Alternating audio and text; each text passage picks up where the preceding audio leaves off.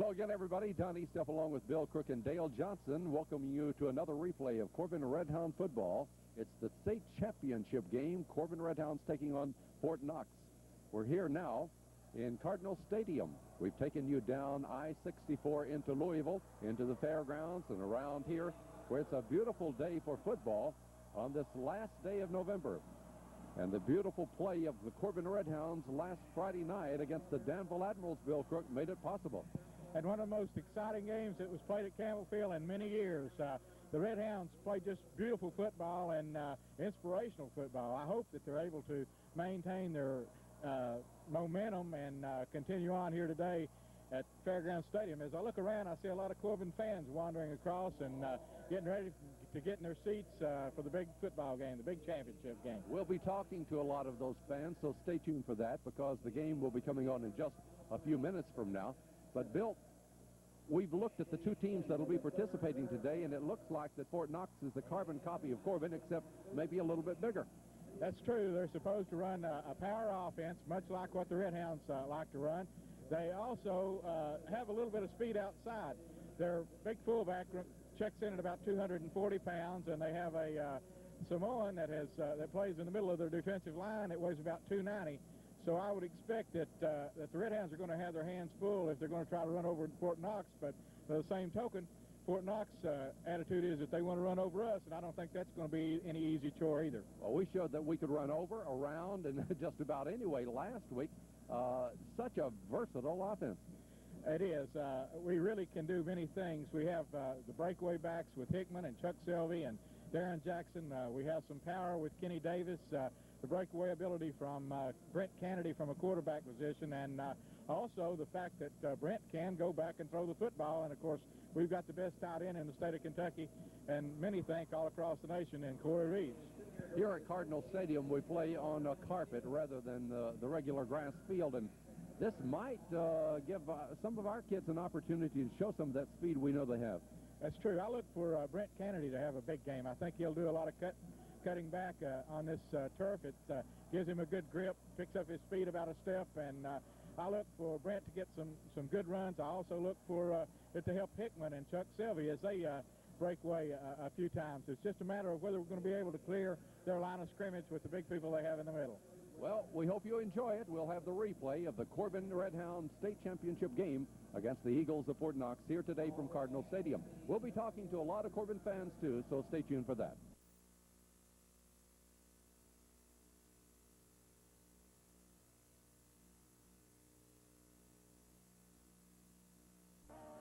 Remember the last time you ate at Western Steer?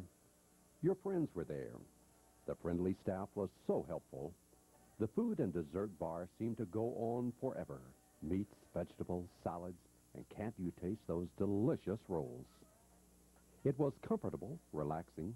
It was almost like the family getting together for good food and good Redhound hospitality. You probably didn't want to leave, so why not have your next party, banquet, or group gathering at Western Steer? Just come on back. We'll be looking for you at the Family Steakhouse, Western Steer. Everybody knows their ABCs. W is for wood, A is for appliances, and H is for household supplies. And, of course, L is for Lowe's, your complete building and household supplies store. Light up your home with everything from A to Z at Lowe's. T is for televisions, and, oh yes, S. That's for specials. They're always happening at Lowe's. B is for building supplies, and Lowe's has everything that you'll need. C is for contractors, but it also stands for top customer service, which is always delivered A to Z at Lowe's.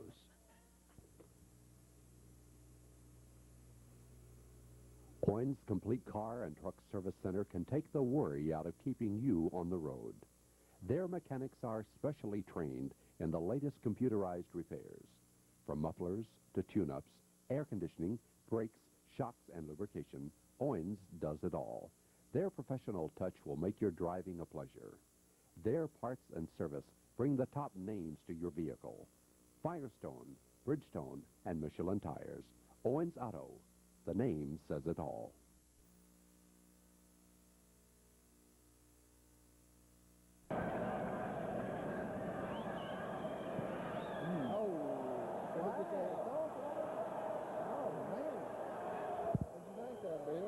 with Sam Jackson of Weevil Grove, two ex-Red Hound football players up from the big city to see the Red Hounds play. So I'd like to know what you think about it, Sam. I think the Red Hound tradition in this game will definitely show. There's a lot of expectations out of this bunch, and they're a close, tight team, the way we were in '82, and I think the Red Hound tradition will come right on through, Bill. Means a lot. What about you, Weevil? I look for speedsters like Brent Candy and Chuck Selby to bust loose this game and have big games for the Red Hounds and carry them on to the state championship. And there you have it. Talking to another former Red Hound great, David Hanna. David, what about today's game? Oh man, I hope we're ready to play. I believe we've come a long way this year. First of the year, I thought it was going to be a long year, but they've come together, and it's really a great football team, a lot of talent. I enjoyed the whole year and the kids, and the best I've seen since I've been at Corbin. Get this front row seat. How did you get this? We got here at 9:30. How about this? Isn't this great? Oh, this is a great environment, you know, and the play that I saw so far is indicative of the great football teams all throughout the state. Another former Red Hound great, Zeke Perkins. Down here from the class of '44, Tip Skinner. Tip, what do you think is going to happen today? Oh, Corbin's going to take them all the way. No doubt in my mind at all. That's the only reason I came down here. What time did you get here? I got here just at the kickoff when that kid run that 96-yard kickoff back. Yeah. Looking for a big one. I'm looking for Corbin to take them all the way. Yeah. Some fans will remember this big nose, Jesse Grant. Jess, what do you think is going to happen today? We come up here to beat and take that trophy back home with us. We're just waiting for Big 44 to get out on the field. Big 44, Corey Reeves. Bruce Tankersley and Gabby Hayes. Not really. This is Kurt White. Kurt, what do you think is going to happen? Well, Bill, I think the team's going to play a super game this afternoon. They've paid their dues all through the year, and I predict win by 10. Win by 10. And what about you, Bruce? Well, I understand that Fort Knox is a big, strong, physical team like Corbin is, and I'm really hoping that the Hounds are going to play up to their potential like they did last week. If they do, I think we have a very nice opportunity to take a big trophy home. Right. And over on the other side of Bruce, we've got Bill Pennington. His son Trey's number 59 for the Red Hounds. I expect our boys, they're really fired up, and I expect them to win by 10 and go home with the gold. Sounds great. And our youngest fan so far, Emily Daniel. Are you having fun? Yes. I didn't hear you. Yes. You are. Who's this beside you? My mom. Your mom. What's her name? Rebecca. Rebecca. Rebecca, you having a good time? Yes. Yes. For young ladies that are handing out Go Red Hound signs today, you're members of the Pep Club? Yes, for cheerleaders. Cheerleaders. What's your name? Kelly Eaton. Kelly Eaton. Heather Messer. And Heather Messer and? Heather Slush. Heather Slush. Now tell us who's going to win. Corbin. All right, thank you. I'm just going to ask you a question as to who's going to win this football game, Jerry Langston. Oh, it's the Red Hounds all the way. We're going to 2 touchdowns. Very Touchdowns. At least 2. Carla Wallen, tell us about today's game. Oh, Don, it should have been an exciting one. I know Fort Knox is loaded. Yeah. I think that the Red Hounds will probably beat them by probably between 10 and 14 points. Carl, how about you? I think it'll be a real exciting game. I think Corbin win 24-14. Hey, David, who you got with you over here? I've got my son, Sam Pennington, and my daughter, Lindsay Ray. Are you having a good time? Yes, sir. Yeah. Pam Abney, I never can get that straight, and Sherry Adams, they're here rooting for the Red Hounds. Pam's got a boy, big number 63 out there, and Sherry's got a son, Chad, number 10 out there that's playing football for the Red Hounds. Girls, what are we going to take back home to Corbin? Trophy. First place trophy. First place trophy. That's right. State champion. I'm telling you, you're starting them young. You're starting them young, Roy. Got to get them ready. Got to get them ready. What's the young man's name? Dakota. Okay. And Susan. I remember it. No. How about today's game? I say 21-7. 21-7. Oh, Of course. great honor to be up here, isn't it? Oh, yeah. Like Greg said, 10 years ago we was here when he played. But I believe these 2 teams played, and we was playing a 4 team, and we're going to beat them again. Hey, that's great. Roy Taylor and his wife, Susan. Guys are Greg Taylor and Tommy Greer, and they're 2 ex-state champions with the Red Hounds. Well, I wouldn't say ex, always a state champion. And we want to get their feelings on today's game. Greg? Well, today's game will depend on who wants it the most. You get this far along, it don't matter who's got the best team. It's who's got the biggest heart out there today. Corbin and Fort Knox, they'll match up pretty equal, and it's the team that comes out and lays it on the line and gives it everything they got, and that's the one that'll come out with the big trophy today. And Coach Greer, what's your opinion? My opinion, if Corbin can get over the Danville, the big win over Danville, had a big win there. If they can get back to the mentally and physically the same way they played against Danville, they shouldn't have any problem with Fort Knox. Last week's game, probably the best game they played all year, and if they play like that today, it should be a close one. If they play like you guys did, they'll do fine. Appreciate it. I tell you, this is Roger Bird here. Hey, Roger, good to see you. John, how are you? Nice to see you. Good to see you in Louisville especially, huh? Well, thank you. Yeah, I'm looking forward to this game, sure. We really enjoyed the visit over to Henderson this year. Well, y'all did a good job over in Henderson and certainly did a good job all season, and let's hope that it'll carry on here. One of the real Red Hound greats right there. Who you got with you over here to your right? Jerry Martin from Corbin. Hey, Jerry, how you doing? Hi, Don. Good to see you. Speaking of Red Hound greats, turn around, sir. Melvin Chandler. Mel, how you doing? Good to see you, buddy. All right. And Lanny Myers. Come here, Lanny. Give us a prediction here today. Turn around, face the camera.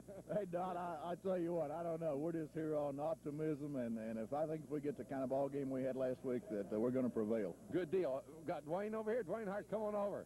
Hey, isn't this great? It's great. It's about the fifth time I think I've been here. Fourth time to watch the Red Hounds anyway. We won 3, and we need one more, don't we? Yeah, we need one and then many more. Hey, Mr. Martin, come back here. That was the superintendent of schools. Big crowd here today, by the way. Come over here. My man, got that red on. This is the superintendent of schools, looking great. Thank you, thank you. Well, what about today's game? Well, we're real pleased to be here, and we think we're going to do a real good job. We think that. Wasn't that Danville game great? It's one of the greatest football games I've ever seen. We had a big crowd there. We have a big crowd of people here today. I've seen a lot of people here from Corbin, and on the way up, we found a lot of people, too, along the road. So we're going to be well represented. This is what it's all about. That's what it's all about, and we're real happy. Mr. Martin, thank you. Thank you. Right here. Denny Jones. Hey, Denny, how you doing? Pretty good. How about you, Don? All right. Have a good trip up? Oh, yeah, real fun. Rode up with a bunch of guys from Corbin. Come up there and enjoy the weekend. Oh, well, you having fun right now? Yeah, I'm loving it. Seeing a bunch of people I ain't not seen in about a year or two, too. Everybody's up here. So. Right, Denny Jones, thanks. What's that dog? What's that dog? Go Big Ryan. Ain't nobody mean enough to beat CHS. Dog me, dog me. Do I need to say more? Come here, Henry Martin. Tell us where you... Where'd you get those pants? Mr. Talbot, the band director, bought those for me. Well, he had good taste. UL assistant football coach just tried to take them away from me, but I wouldn't give them to him. I hate to interrupt this, but they just announced on the speaker that Buddy Martin left his lights on. Did you know that? Bill Crook's the one that did it, too. Buddy, let's go get them. Okay. Red Hound Grace. Chris Hart, how about today's game? Oh, I'll tell you what, it's going to be a good one. We got a strong bunch of Red Hounds, and I think Cotton's got them really peaking at the proper time, so I think it's going to be a terrific game. They played a great one last week. Oh, boy, did they ever. They came out and they played hard, and I'll tell you what, I've never seen a bunch of Red Hounds play as hard as this group here. Les Booth, an old ex-Red Hound, well, maybe not that old, but he used to play in the defensive secondary for the Red Hounds, did a great job. And Beverly Rucker, that's our kicker, Brad Rucker's mother, and Granny Hood's wife, Ms. Hood, and we want to see what you fellas think about the game. We've been waiting a long time to get up here, and it's finally happened. We thought from the time they were 8th graders that we would be here today, and so we got to make it good. How about you, Ms. Hood? Real excited. And I'm sure that Granny would have enjoyed this to the fullest extent. We've been blessed with the best cameraman in Corbin, Kentucky. Of course, he's the only one in Corbin, Kentucky, but this is Bill Johnson. Hello, Bill. I think this is going to be a great game today. There's more excitement today, I believe, than there was in '82 when we were here, and we won that one. So if excitement's got anything to do with it, I think we're going to be all right today. Did you get these pants from Henry Martin? Yeah, when he got his new pants, this is what he had left over, so I thought I'd fill in his footsteps and wear them today for him. What about your underwear?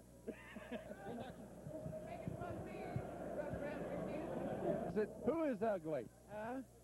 Who's ugly? Johnson Turcoat. He said, skillet face, crook, and now he's over there hugging him. You turncoat, you knucklehead. And he pointed. Who is this guy? I don't know him. I don't claim him. You're a child bride, huh? She's like you. She knows me, but she's ashamed of it. Tell my son to hush and go home. Harold Gant. You're a long-time Red Hound fan. I've known Ronnie all my life, and know he's a big Red Hound fan. What are we going to do today, Ronnie? We're going to get them today. Going to get them? Without a doubt. I'd say about 19-7, Corbin. 19-7, Ronnie Hopkins. And there you have it, some of our pregame interviews as the Corbin Red Hounds in those red jerseys come out onto the field here at Cardinal Stadium in the state championship game.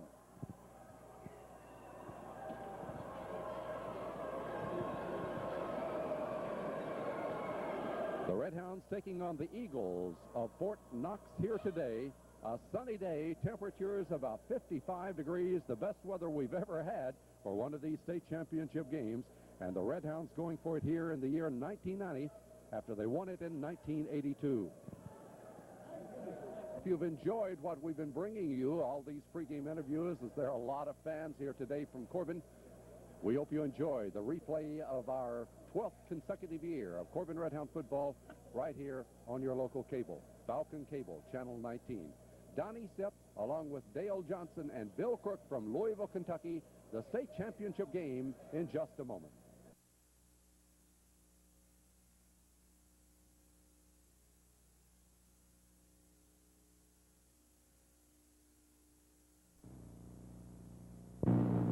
Despite being wonderful companions, my subject group scored low in all coordination skills, showed poor organization, and no decision-making abilities.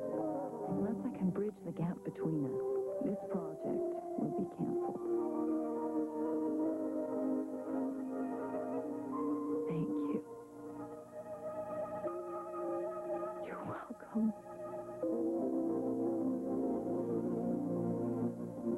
Now, let me get this straight. Stanley is at the 18th Street Convenient, right? No, Henry's at the 18th Street Convenient. Stanley's at Tifton Falls Road. But I saw Henry at the Gordon Hill Convenient. No, they were both at Gordon Hill. Okay, so Jeff, then, is in the North Corbin store, right? No, Jimmy was there. Jeff is at the Lincamp Convenient. Okay, let's face it. North, south, east, west. Corbin is convenient territory. Oh, the inside story is rows and rows of convenience.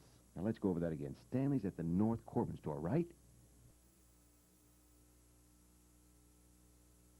Game, you see all kinds of friends and familiar faces, and I remember a young man by the name of Cummins playing in the state championship here, and his dad preaching at Central Baptist Church in Corbin at that time. Ray Cummins, good to see you. Good to see you, Don. It was 1976 that Corbin Red Hounds beat Mayfield 7-zip at Commonwealth Stadium, and then in 77 at Richmond, we lacked about 6 inches being state champions again, and my son Bill was a linebacker and guard on that team, and this today brings back memories. I've driven 2 hours to get here from Franklin, Kentucky to see the Red Hounds today. Well, that's great. Where's Bill at today? Bill's in Louisville, Texas. He's a chemical engineer with Texas Instruments. And Bobby that wore, remember the kid that wore that little red hound? Right. Where's Bobby? Red Hound. He's commercial loan officer at Commerce National Bank, Lexington. That's just great. And everybody getting along all right, I hope. Everybody's healthy. My wife is struggling with sinus today, and she stayed home because she has a solo part in the Christmas cantata at our church, and she didn't think she ought to risk it. From Franklin, Kentucky, right? Right. Ray Cummins, Reverend Ray Cummins. Thank you. Joy. We were on the stands here. Coach Tom Dowling of the Cumberland College Indians. Coach, congratulations on another good year. Thank you very much, Don. We hit a stale spell in the middle of the season and came on very strong, and I thought we were playing at the end of the season maybe about as well. In fact, in our last ball game, maybe as well as we did in '88. So, in a lot of respects, it was tough to see the season end, but hopefully we have some momentum going into the recruiting in next year. You'll be watching this game this afternoon with some interest. There's some prospects out there. Very good prospects here. I've seen Corbin play 2 or 3 times, and I saw Fort Knox play last week, and they had a very big win over Mayfield. So it'll be an excellent football game. I think maybe a far better football game than people think, because 2 excellent football teams playing today. Good to see you. Thank you very much, and it's good seeing you. Well, they bring their own cheering section and their own colors. Cheering section for Fort Knox, all grouped on the sunny side of Cardinal Stadium. Look at them up there.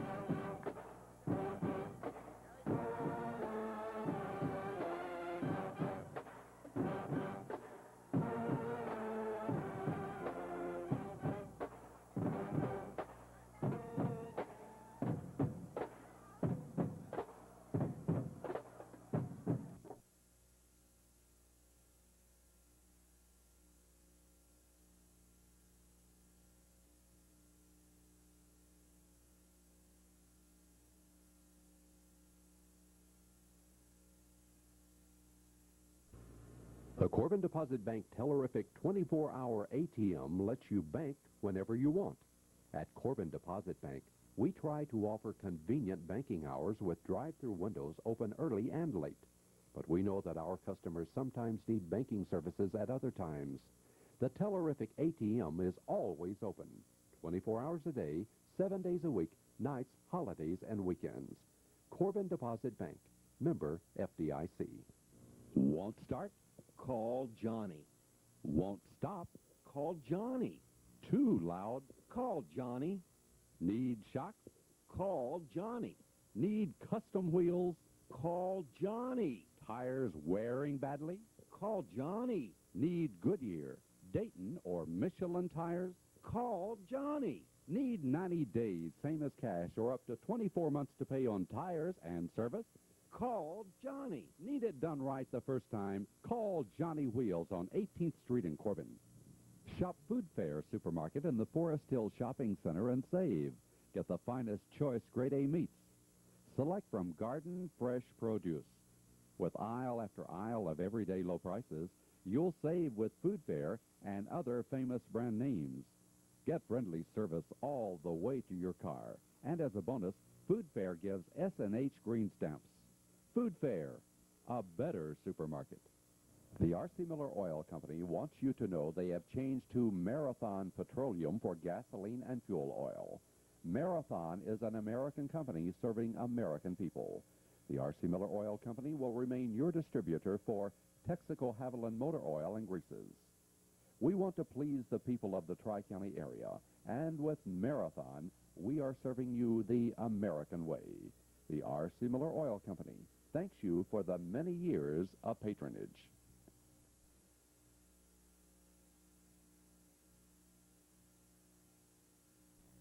Well, we're back here at Cardinal Stadium in Louisville, where the Corbin Redhounds are coming onto the field now. And, Bill, we're just moments away from the kickoff. We are, and they were led on the field by Henry Martin with his megaphone, as Henry is one of our top supporters, you understand. And the rest of the Redhounds are roaring out on the field, and we're getting ready for a kickoff. Here we go. Out on the field now, Fort Thomas kicking off to Corbin to start our football game this afternoon. So for the AA championship, Don Eastep, Bill Cook, and Dale Johnson, here's the kickoff. Schumann is deep for Corbin. He's number 29. He takes it at the 2-yard line. As Schumann runs a good run back. He's across the 30 to the 35. That's a 32-yard run back. Fine run back by Aaron Schumann as he veered off to his left and fell in behind the interference, bringing it all the way out to about the 35, but just an excellent run back. So Corbin will take it now from there on 35-yard line, 1st and 10. There you see the crowd, and we have a big crowd here this afternoon. Trey Pennington, number 59, out over the ball at center.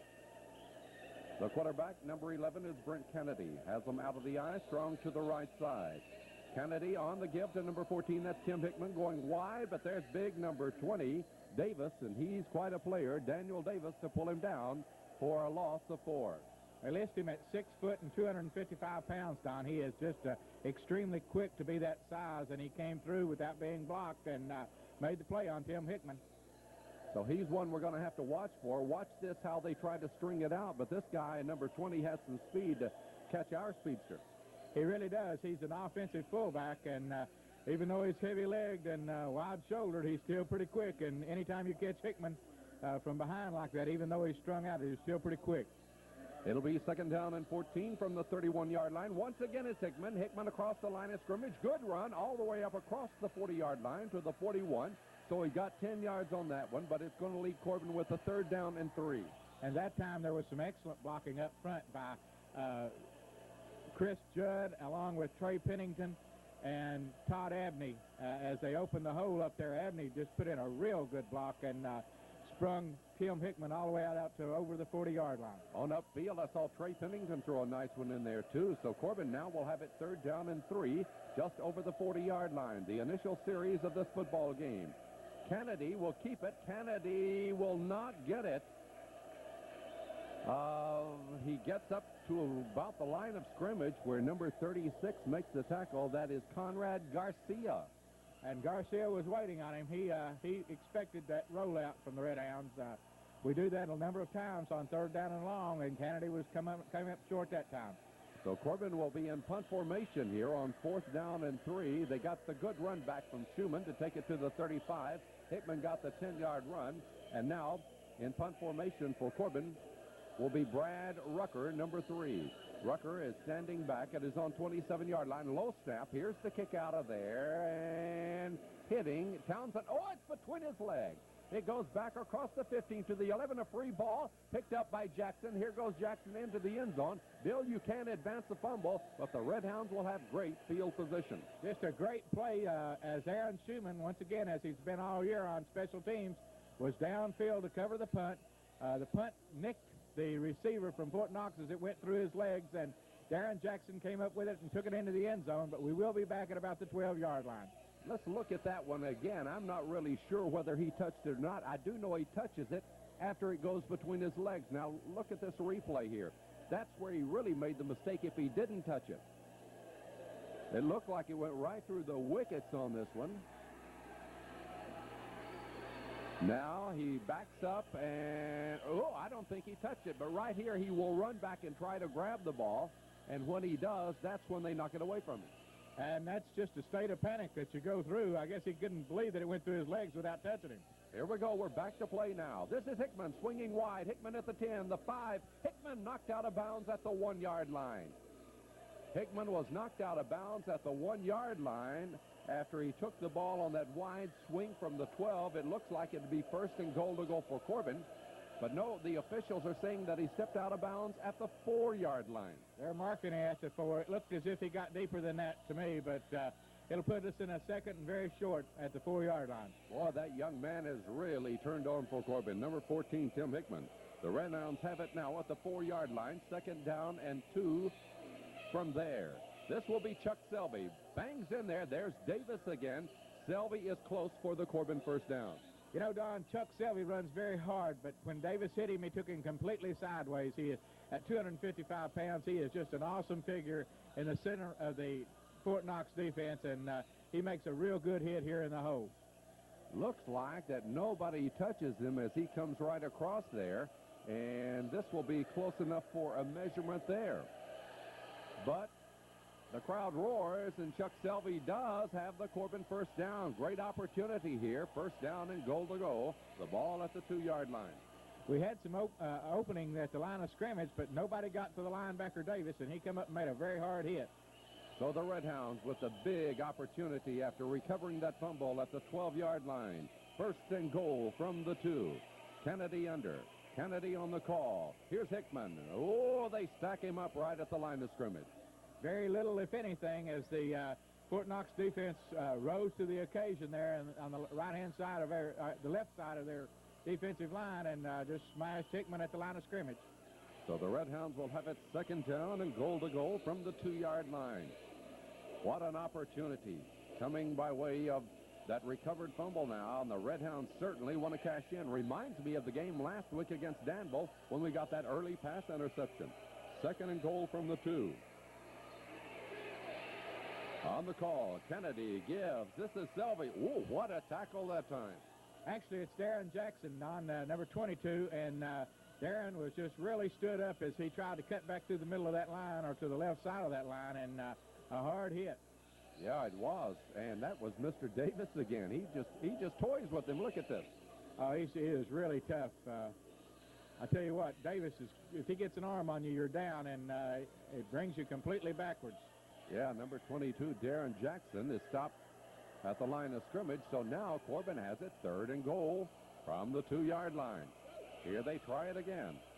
Kennedy, the quarterback. Kennedy, oh, he stumbles a little bit and no room at all. He stopped behind the line. And once again, it's Daniel Davis. And I'll tell you, this kid, he looks like an all-pro linebacker. He is just coming through. Of course, he's not being touched. We're not having anybody block him, and he just shot through and threw Kennedy for a loss there. Big decision time for Corbin last week now as we watch it again. But last week, Bill, in a similar situation, the Red Hounds kicked the field goal and got the early advantage over Danville. What will they do here? Well, I'm sure they'll kick the field goal on it. It's 4th down, and they got about 6 yards to go, and haven't been successful to this point. So big line there from Fort Knox has turned them back. As we remind you, this game being brought to you on the replay by Pepsi Cola. There's the offensive line for Corbin, and you see those stalwarts that have been producing big holes for some of those runners all year. They really have, and it's possible we may go for this. It's fourth down, and we usually do a pretty good job pass protection, and they may go to Kennedy for a pass here. Well, there's a line of thought, too, to try to go ahead. It's early in the game to get up with the touchdown, and the best you can do is leave them poor field position if you don't. And so there's two lines of thinking. Last week, however, we did try the kick. This week, we're going for it. Fourth down and goal to goal. The ball is back at the 5-yard line. Kennedy calls. He's back. He's looking to throw. They've got the rush on him. Kennedy looking. He forces one to the end zone too high as Corey Reeves was standing in the end zone. Corey was standing in the end zone, and in the middle of the end zone was Darren Jackson, and it looked like Darren was wide open. However, or Moran, but however, it was the ball was overthrown, and they had no opportunity. And of course, Brent was on the run. He didn't really have an opportunity to look for a receiver. Well, the Red Hounds now, as you saw, that contingent of soldiers here that were bussed in to support Fort Knox in this game. Fort Knox will start out with very poor field position at their own 3-yard line. This will be Lewis. Reeves really hit him. Reeves really came up and hit him early in the backfield there. I think he's probably got a yard loss or maybe back to the line of scrimmage, but a real tough hit by Corey Reeves. Chaz Lewis is a 5'11", 175-pound senior, and he will see a lot of action. He'll carry the ball mostly for the Eagles today. So Lewis gets 1 yard to the 4-yard line. Also in the backfield is number 32, Willie Jones. The quarterback is number 2, Darren Walker. From the 4, this is Jones. Jones going wide. He has room over there. He'll get the first down as he moves the ball all the way up to about the 18-yard line. That looks like a run of some 13 yards. And I hate to keep harping on this, but number 20 was leading the way with his blocks. He screened one man and blocked another as they opened the big hole for Lewis, and they picked up excellent yardage. So that's the first down of this football game. It was Jones on a 13-yard run to the 17-yard line. 1st and 10 for the Eagles of Fort Knox, trying to get out of the hole after Corbin had driven it down deep, and they start this drive from their own 3-yard line. Walker, the quarterback, out of that wishbone. This is the big guy, number 20, we've been telling you about. Davis right straight ahead as Davis gets about 5 yards to the 22-yard line. There wasn't that much of a hole, but his strength and his powerful legs drive him forward for about 3, 4, 5 yards. Tim French, number 81, makes the tackle. Watch him dig right straight ahead. Straight ahead up in there. Tim hits him, and Jason Gooden hits him, but he just kind of drives right on through the tackles and wedges his way on out for good yardage. 2nd down and 5. 5 minutes and 8 seconds to go in the initial quarter. There's no score.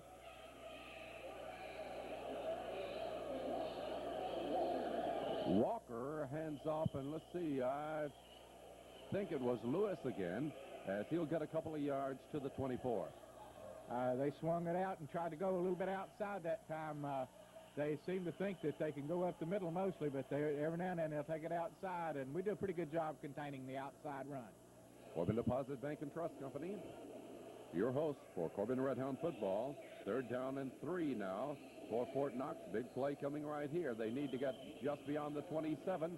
This will be Jones, and I believe he got it. Jones gets about the 3 needed yards. It's going to be very close. Be very close. They knocked us a little bit off the ball that time. Not very far, but I believe enough to get the first down.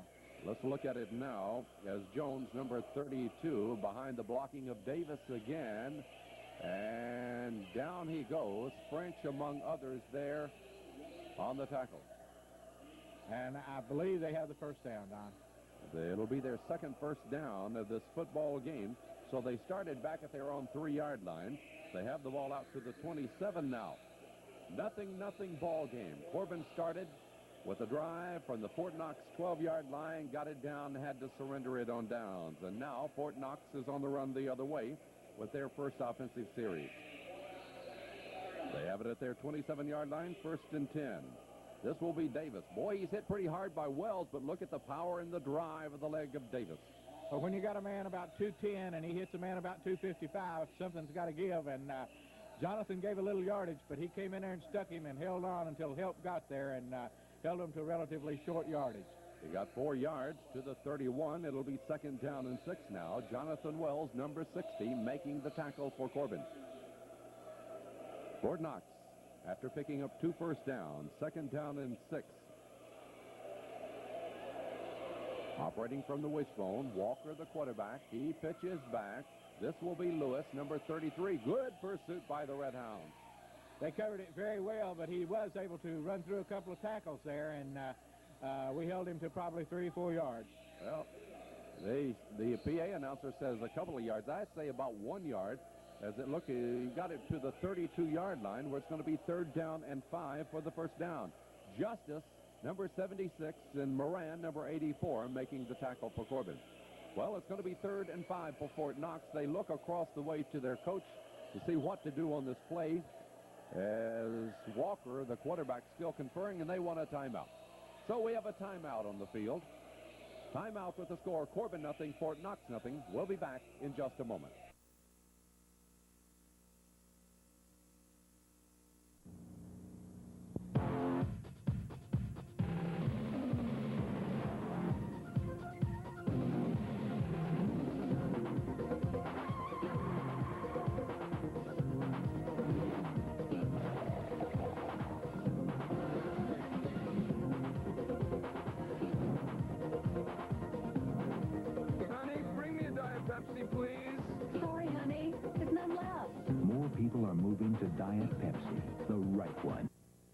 Your source for office products, design, and IBM business products in Corbin is Bissell's Incorporated. Bissell's is an IBM business partner featuring genuine IBM supplies, IBM typewriters, IBM personal typing systems, and IBM printers. They give professional service, support, and training for all their IBM products. Bissell's for office supplies and office furniture at Bissell and Bell Avenue. Myers Chevrolet Oldsmobile Cadillac is dealing on new and used cars and trucks. Let Myers show you their big selection. Cadillacs, Oldsmobiles, Chevrolets, a car for every budget and taste. Myers also has a big selection of vans and Chevrolet trucks. Right now, you'll get a great buy. It's closeout time on all 90 models, and you'll find a big selection of new 91s. Head to Barberville for Myers Chevrolet Oldsmobile Cadillac.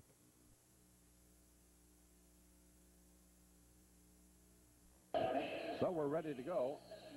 5, 4, 3, 2, 1. And we're ready to go now as Fort Knox calls the timeout on that 3rd and 5 situation. With 3 minutes and 29 seconds to go in the opening period. Walker back to throw. Throws a little shovel pass over there. Corbin has good pursuit on it. Corey Reeves really wraps him up. He really hog-tied him. Corey was playing the screen, and someone jumped in between. I didn't pick up who it was, but Corey made an excellent play and stopped them short of the first down. Watch this as Walker passes to Lewis over there in the flat. And Reeves fights off that block and nails him. Yeah, I'll tell you what, they better send big Daniel Davis over there if they're going to try to block Reeves. He's the only one I see on the field that might be capable of it. That's a loss of 4 back to the 28-yard line. So now Jones will be in punt formation. Here's the kick out of there, and Schumann back. Schumann will fair catch the ball after a 29-yard punt. And Corbin will have good field position at their 43-yard line. And Aaron Schumann, as he's done all year, Don, comes up and makes that gutsy catch of the punt. And all year long, we've been kind of scared that he might drop one, but he's just done an excellent job fielding the punts game in, game out without making any mistakes. Well, the Red Hounds now have it 1st and 10 at their 43-yard line. Here they go. Kennedy, number 11, is the quarterback. On the first down play, the handoff is given to Selvey, and Selvey across the 45 to the 46-yard line, got about 3. And Chuck came through there behind some blocking of Chris Judd and number 59, Trey Pennington, and was able to get 3-4 yards there. Watch the play again as Selvey will leap to his right and hit behind the line. Watch him stretch out there for an extra yard. Yeah, Chuck's a senior. He's experienced, and he'll get everything he can get out of those short runs. Corbin, second down and 7 yards to go from their own 46-yard line. No score, state championship game here from Cardinal Stadium in Louisville. This is Kennedy. Nice fake. Gets by one pursuer. Here's Kennedy across midfield. Kennedy is hit hard by number 13. That's Tommy Johnson, and turned back, but looked like Kennedy that time. Picked up about 7 yards. And two big blocks involved in there. One by Jonathan Wells behind the line of scrimmage, and then after he comes across the line of scrimmage, you'll pick up Todd Avenue getting the second block. This is Jonathan's. Watch Wells pin number 36, Garcia, to the canvas there. And then Todd Avenue gets the second block at the 50, turning Kennedy loose inside their 50. That will leave Corbin with 3rd and 1 for the first down as he got it down to the 47-yard line. Redhounds will get the first down. Darren Jackson on the call gets the yard, and that will be their second first down of the ball game. And Darren has become their power back. He's the one they go to in short yardage situations now, so we may see more of him as the game goes on. Just inside the 46-yard line, Corbin 1st and 10. No score here from Louisville, Kentucky. Donnie Step along with Bill Crook and Dale Johnson. Backfield is straight away with both ends in tight. Kennedy rolls back to throw. He lets her go. Reeves out there, but the pass is too long. Had double coverage on big number 44, Corey Reeves. Double coverage, but had the ball not been overthrown, I think Corey might have been able to get it. He just went up over the two defenders and knocked them to the ground trying to get to the football, but ball was well overthrown. Stops the clock with 1:24 to go here in this opening quarter of play. Corbin will have it 2nd and 10. Notice that Kennedy has some time. One man slips through, but no real rush put on the quarterback. However, the ball is thrown just too tall for Corey Reeves. So Corbin, 2nd down and 10.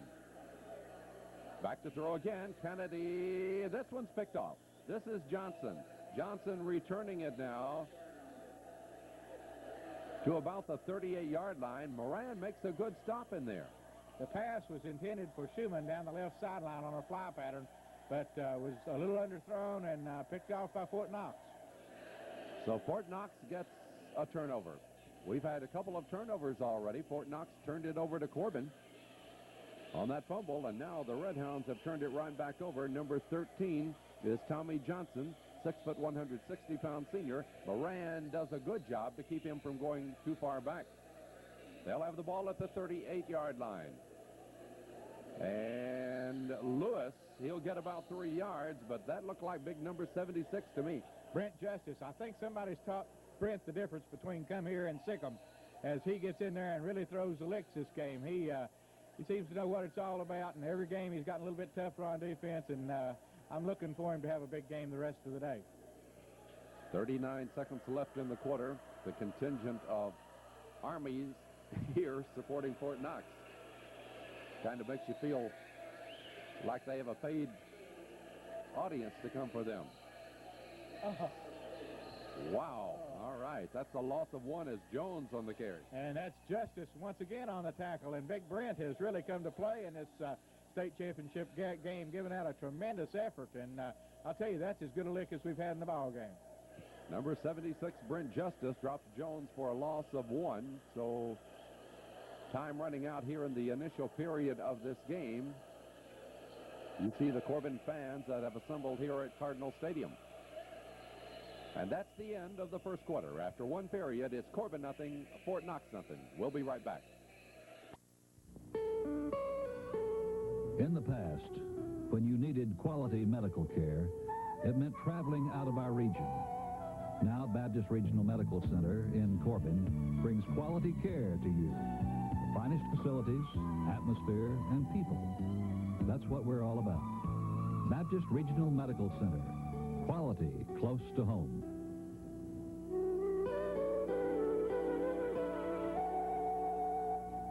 Many Many times you save yourself a lot of money just by renting the equipment you need rather than buying it. Here's a suggestion from Corbin Materials on South Main Street in Corbin. If you need an air compressor, rent it. Call Corbin Materials at 528-7362. Looking for a jackhammer or breaker? Just rent it from Corbin Materials. Need a concrete saw? Corbin Materials has it. And when you need ready mix or a septic tank, remember the concrete pros at Corbin Materials, 2427 South Main Street in Corbin. 5, 4, 3, 2, 1. Well, Fort Knox set to go as we begin our second period of play here. And Walker back to throw. Walker throw. Oh, it's intercepted by Schumann. Schumann returns it across the 40 and knocked out of bounds at about the 32-yard line.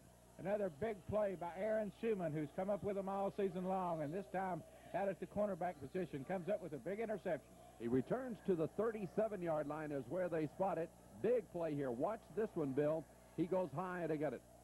Aaron has his man well defended and gets up in the air and picks it off. We'll be back as the Red Hounds take the ball right after this from our sponsor.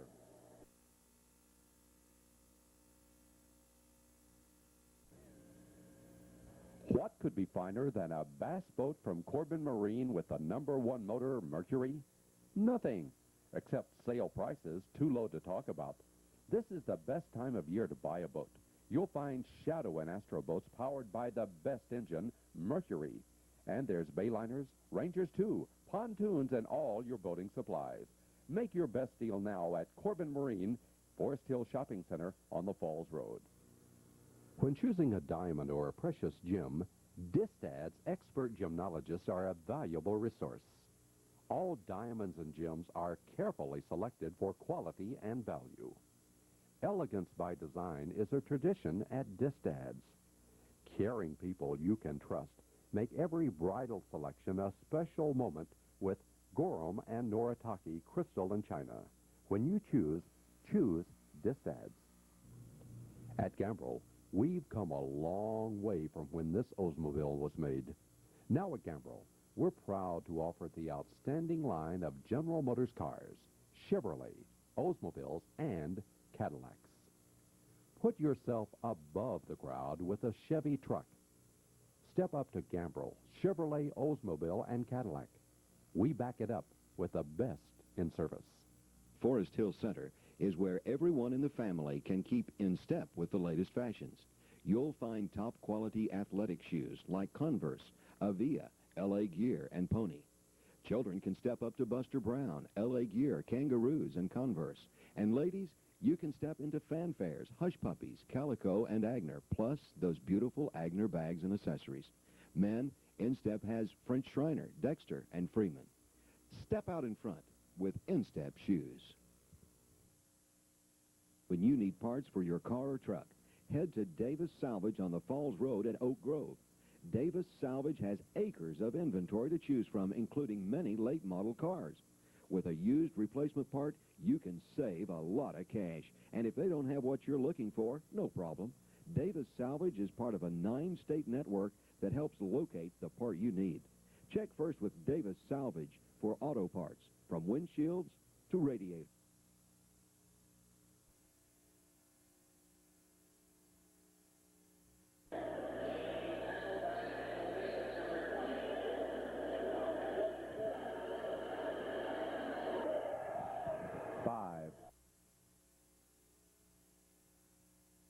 Start with slow motion.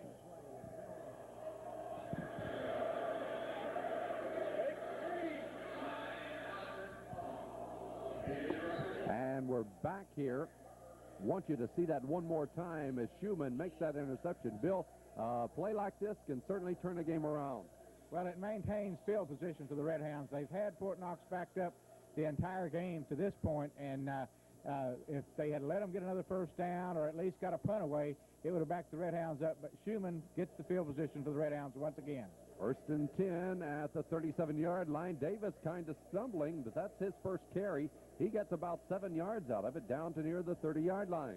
And Kenny Davis, the Red Hounds' powerful fullback, burst through behind number 62 and number 60, Derek Raines and Jonathan Wells for a good gain. Second down, 3 yards to go for the Red Hounds as they threaten here. We're just underway in the second period of this championship game from Cardinal Stadium in Louisville. Corbin, second down and 3 from the 30-yard line. Reeves lined up in the back of the eye in that backfield. Big number 44, he gets the call. Here's Corey, big opening over there. Reeves takes it down to the 21-yard line. Got about 9 more yards, and that will be Corbin's third first down of this football game. And the big blocks on this play were thrown by Jeff Moran and Derek Raines as they opened the hole up there with Kenny Davis on the other side. And Moran pushes them on down the field to allow Corey to pick up additional yardage. The ball at the 21-yard line. Corbin has it first and 10. 3 first downs thus far in the game. Now back to that wishbone set as Kennedy, the quarterback, goes under. Kennedy will give to Davis, and Davis behind a big wall of blockers gets 4 more yards. That's true, the big wall of blockers once again. This time it's Trey Pennington and Chris Judd leading the way as Kenny picks up 4 or 5 yards there. There's a flag down on the play. Watch it as Davis gets the 4 yards down to the 17-yard line, but the flag is down, and holding is going to be the call. A holding call there. I'm not sure who it was that we picked the holding call up on, but it certainly didn't do anything to help our field position this time. Got us back to the 32-yard line instead of second down and 6. It's going to be first down and 20. The ball back at the 32-yard line now. So the Red Hounds trying to capitalize on that pass interception by Schumann. First down and 20. Kennedy once again with his backfield straight away, both ends in tight. On the call, here's Kennedy, the fake. He rolls to his right. Kennedy, he's open. Kennedy across the 20, 15, 10, 5, touchdown, Corbin. And beautiful blocking there out on the right side of the line. Corey Reeves, along with the Red Hounds' right tackle, that would have been Chris Judd, opening a hole, allowing Kennedy to get outside, and after that it was Roy Orbison's Blue Bayou. Wow, that was all right. Brent Kennedy with 10 minutes and 15 seconds to go has taken it in as Corbin has taken a 6-0 lead. Rucker on the try for the point after. It is up, and it is good. So the Red Hounds have taken a 7-0 lead, and that run of 32 yards by Brent Kennedy. Let's look at it one more time. Brent will be rolling out to his right after faking. I thought Corey was leading the blocking, but he wasn't. Jonathan Wells with a big block. Todd Abney with a big block, opening the hole. And there's Kennedy as he leads on down the field. Darren Jackson gets the last block, and Kennedy will go into the end zone. Beautiful. The Red Hounds have taken a 7-0 lead with 10 minutes and 15 seconds to go in this opening half. Timeout on the score. Corbin 7, Fort Knox nothing.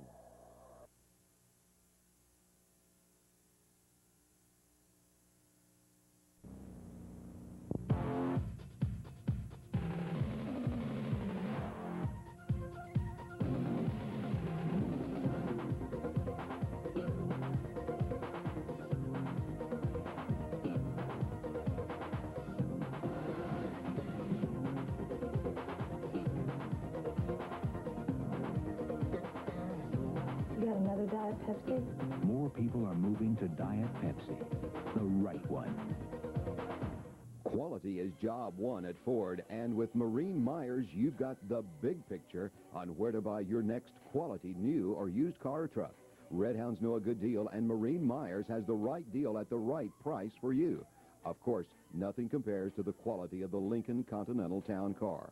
Or, if you're thinking about trucking it this year, come to Marine Myers, where Red Hounds are rolling on the Falls Road in Corbin.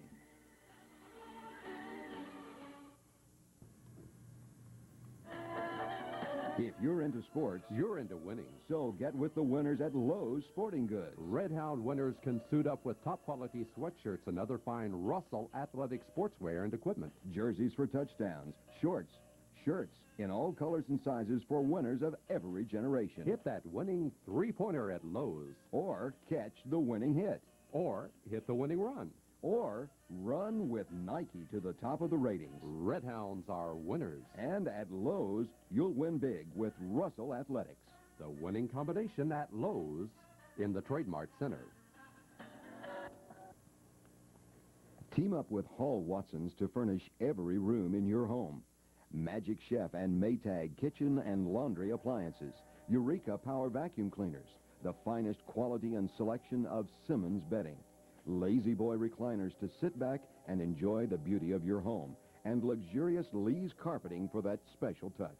The Broyhill Showcase Gallery brings it all together at Hall Watson's. See your home through the eyes of professionally decorated settings. Teamwork, Broyhill, the complete home furnishings of Hall Watson.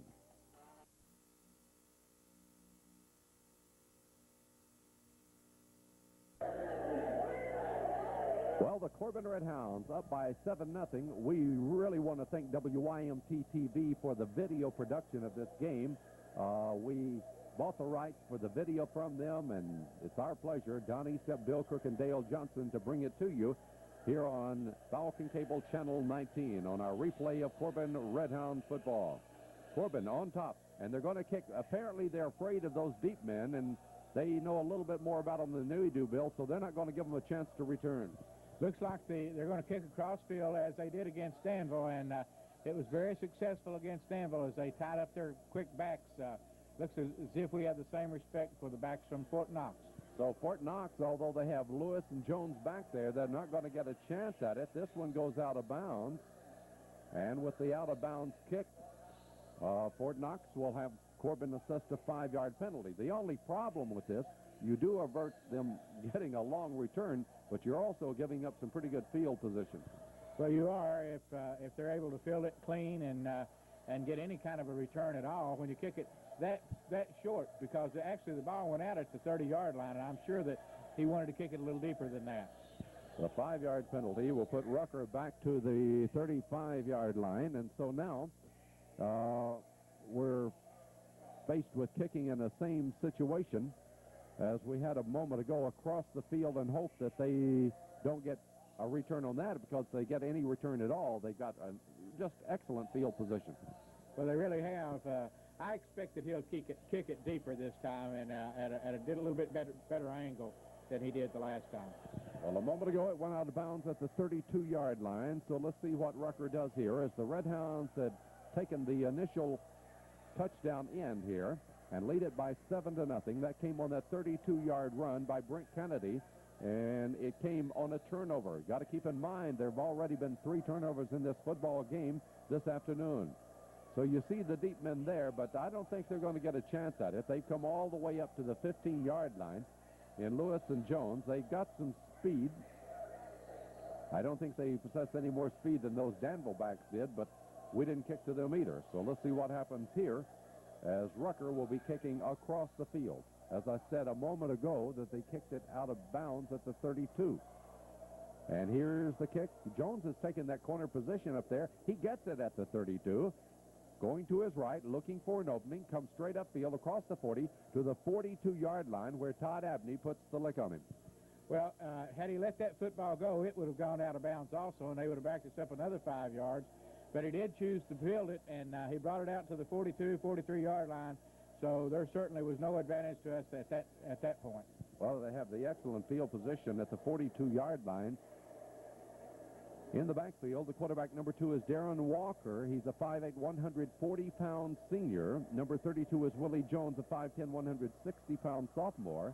Number 33 is Chad Lewis. He's a 5'11", 175-pound senior. This will be Jones, as Jones gets about 4 yards to the 46-yard line, and we see, among others, number 60, Wells, making the tackle. And the Red Hounds were pushed back off the line of scrimmage that time. Excellent forward thrust by the offensive line from Fort Knox. There's the defensive front line for Corbin. James Mabe is number 57, Tim French 81, Jonathan Wells 60, Brent Justice 76, and at the end is number 44, Corey Reeves.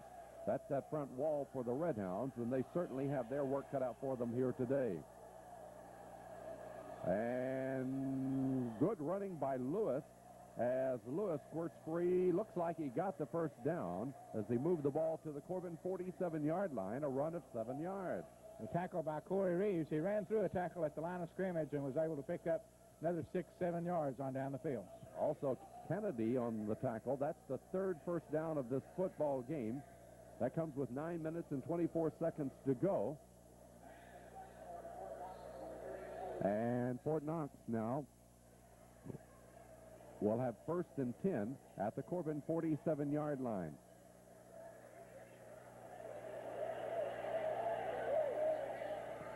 This will be Jones, and Jones looks like he got about 4 more, Bill, down to the 43-yard line. And just great blocking. Big number 20, Daniel Davis, comes blasting through in front and just mows everybody down. As we look at this in slow motion, Don, watch the big fullback as he goes leading the way down through there.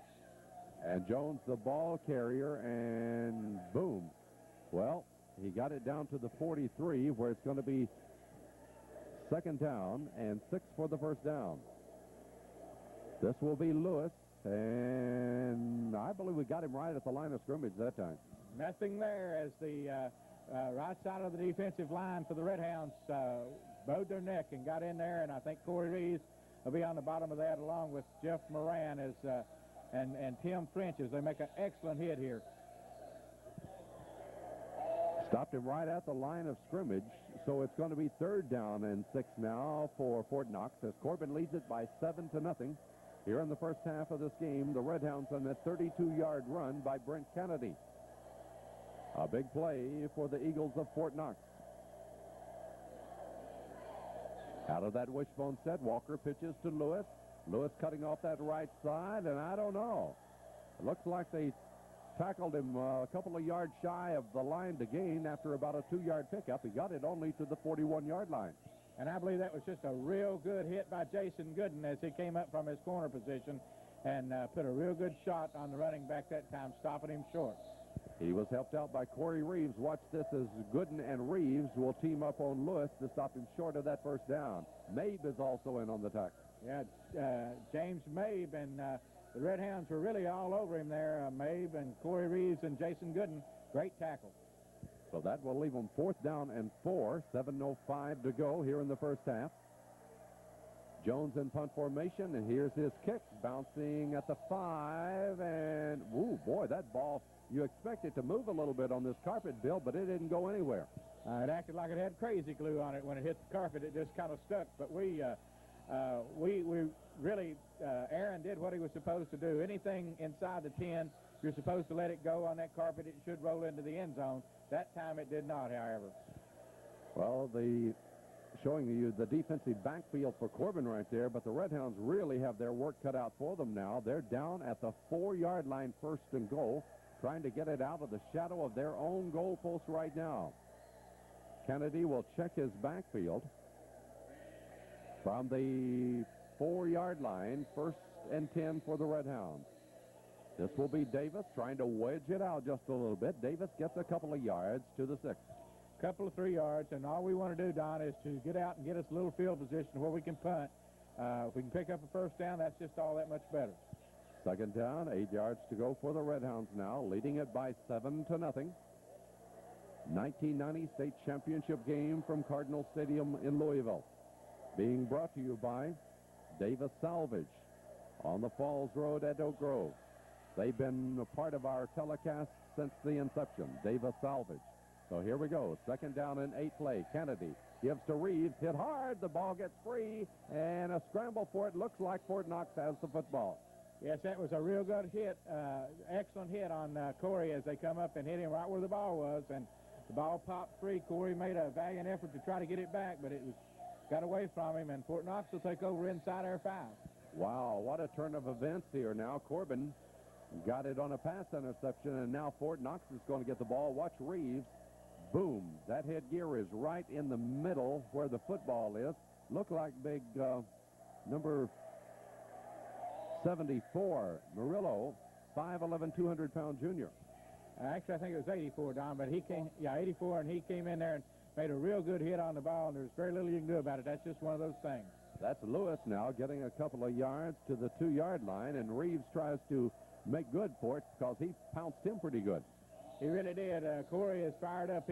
Corey, to my knowledge, has made very, very few mistakes in his entire career, and I'm sure he's kind of upset about that, but I'll take his play, the bad with the good, just any time. Well, there's been very little bad. Corey Reeves has been so good for so long. And so now Fort Knox trying to capitalize on that recovery. Will have it 2nd down and goal to go at the Corbin 2-yard line. This is Lewis, and boy, the Red Hounds stack him up real well. They did, and the charge was led by Jeff Moran as he came in from the linebacker position and put a real hard lick, holding him short of the goal line along with Brent Justice and the entire middle of the Red Hound line. So now Fort Knox will be looking at 3rd down and goal at the Corbin 1-yard line. Fort Knox trying to capitalize on that recovery there and tie this football game up. Their quarterback is Darren Walker, 5'8", 140-pound senior, as Walker calls the play. So here we go, big play right here. And, well, before the set, they've thrown the flag, and apparently they're indicating that Corbin has encroached on the line of scrimmage. Very possibly they could have. You know, you got to be a little antsy in there right before a big play like this, and they could have called them for having encroachment. They did, as a matter of fact. They'll move it half the distance to the goal. That's very little. That's only to the 1/2-yard line. And so, 3rd down and less than a yard to go right here for the Eagles of Fort Knox. As they line up, here's the call. Lewis looks like he stopped short. He did not make 1 inch, Don. I don't know that they gave him a touch. They gave him a touchdown. He did not make 1 inch on that play. Well, I certainly wish that camera was across the line of scrimmage instead of back at our angle that we had it, because as we look at this one, let's look at it again here in a moment. It looks like they stop him behind the line of scrimmage. Corbin really put up a big wall, but he barely makes it in, and Lewis is given the touchdown with 4 minutes and a second to go here in this opening half. Now the try for the point after by Jimmy Jacobson, and he just barely does dump that one in. But it is in there, and we have a tie ball game at 7-7.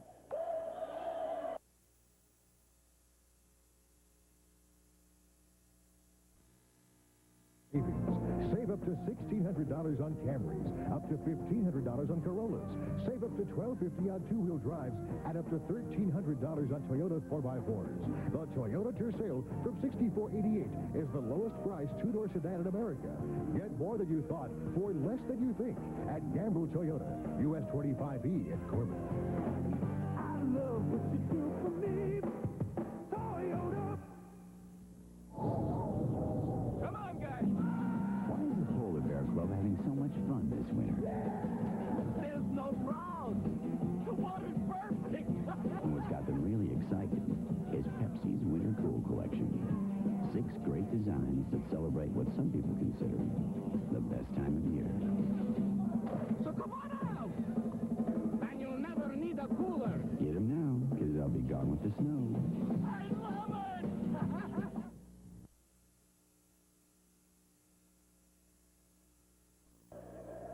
As the kickoff to Corbin after the game-tying touchdown by Lewis, this will be Schumann taking it inside the 5. Schumann across the 20. Schumann down at the 23-yard line.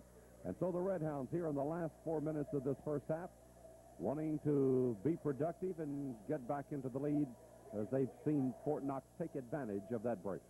Aaron once again breaks it up the center of the field on the kickoff, and he's not able to get quite the yardage that he was on the opening kickoff. Somebody gets an arm on him and knocks him down here somewhere around the, what is 22-yard now? It's the 23 where Corbin will take it now. Schumann, one of the best pair of hands I've ever seen back there, field and punch and kickoff. So Corbin from there on 23-yard line now. This will be Kennedy. Kennedy comes up across the 25 to the 29-yard line. Brent has picked up 6 yards to the 29. And once again, the pulling guards, Jonathan Wells and Todd Abney, along with Jeff Moran, leading the blocking. Here it is again. He fakes. That play got him a touchdown earlier. There's Wells and Abney pushing off, and there he goes up to the 29-yard line. You know, Don, if I was running that football, I'd kind of like to have Jonathan and Todd out in front of me. They knock people down. They've looked good here. So the Red Hounds, 2nd down and 4 yards to go from their 29. Kennedy calls again. Big Corey Reeves gets the call, and that's showing confidence in that young man. The last time he touched it, he got hit and fumbled. This time he gets it upfield about 4 yards to around the 33-yard line. stays low and hits it up into the middle of the line and runs into big Daniel Davis after about a 4-yard gain, but I'll put the ball in Corey's hands just any time. Matter of fact, it's close enough for a measurement there at the 33-yard line. And so they're bringing the chains across to see whether or not it's being stretched. No, it looks like just short of getting it in there. Well, that's the Eagles. Of course, this video feed being supplied to us by WIMT. You don't really know why they're showing us the offensive line when Corbin is on offense right now. Well, I don't know either, but Big Spa Felici, as you see in their number 50, is a big 290-pound Samoan, and he can play that football. Biggest man on the field right now. Here we go. The Red Hounds 3rd down and short. Looking for their 4th first down of this football game. That's Selby. He's got the first down with more as Selby carries it upfield to the 37-yard line. Got 5 yards. Chuck started in right and ducked back to his left, went over the tackle hole, and picked up the first down. Big carry by Chuck. Here it is again. Pretty good hold developed. Kenny Davis with the initial block there, and then Derek Raines. Yeah, Derek pushing people out of the way. 5 yards on that play. Yeah, I know that he appreciated that block. I don't know if he appreciated when Derek pushed over the top of it. Here we go. Corbin 1st and 10 now, and Hickman, oh boy, they got on top of Hickman in a hurry, and looks like they stopped him behind the line of scrimmage. That time the blocking broke down, and Tim was very lucky just to get the football and very little else. So they're going to spot it 1 yard behind the line of scrimmage, where the Red Hounds would have it 2nd down and 11. Corbin and Fort Knox all tied up here at 7-all in the state championship game from Cardinal Stadium.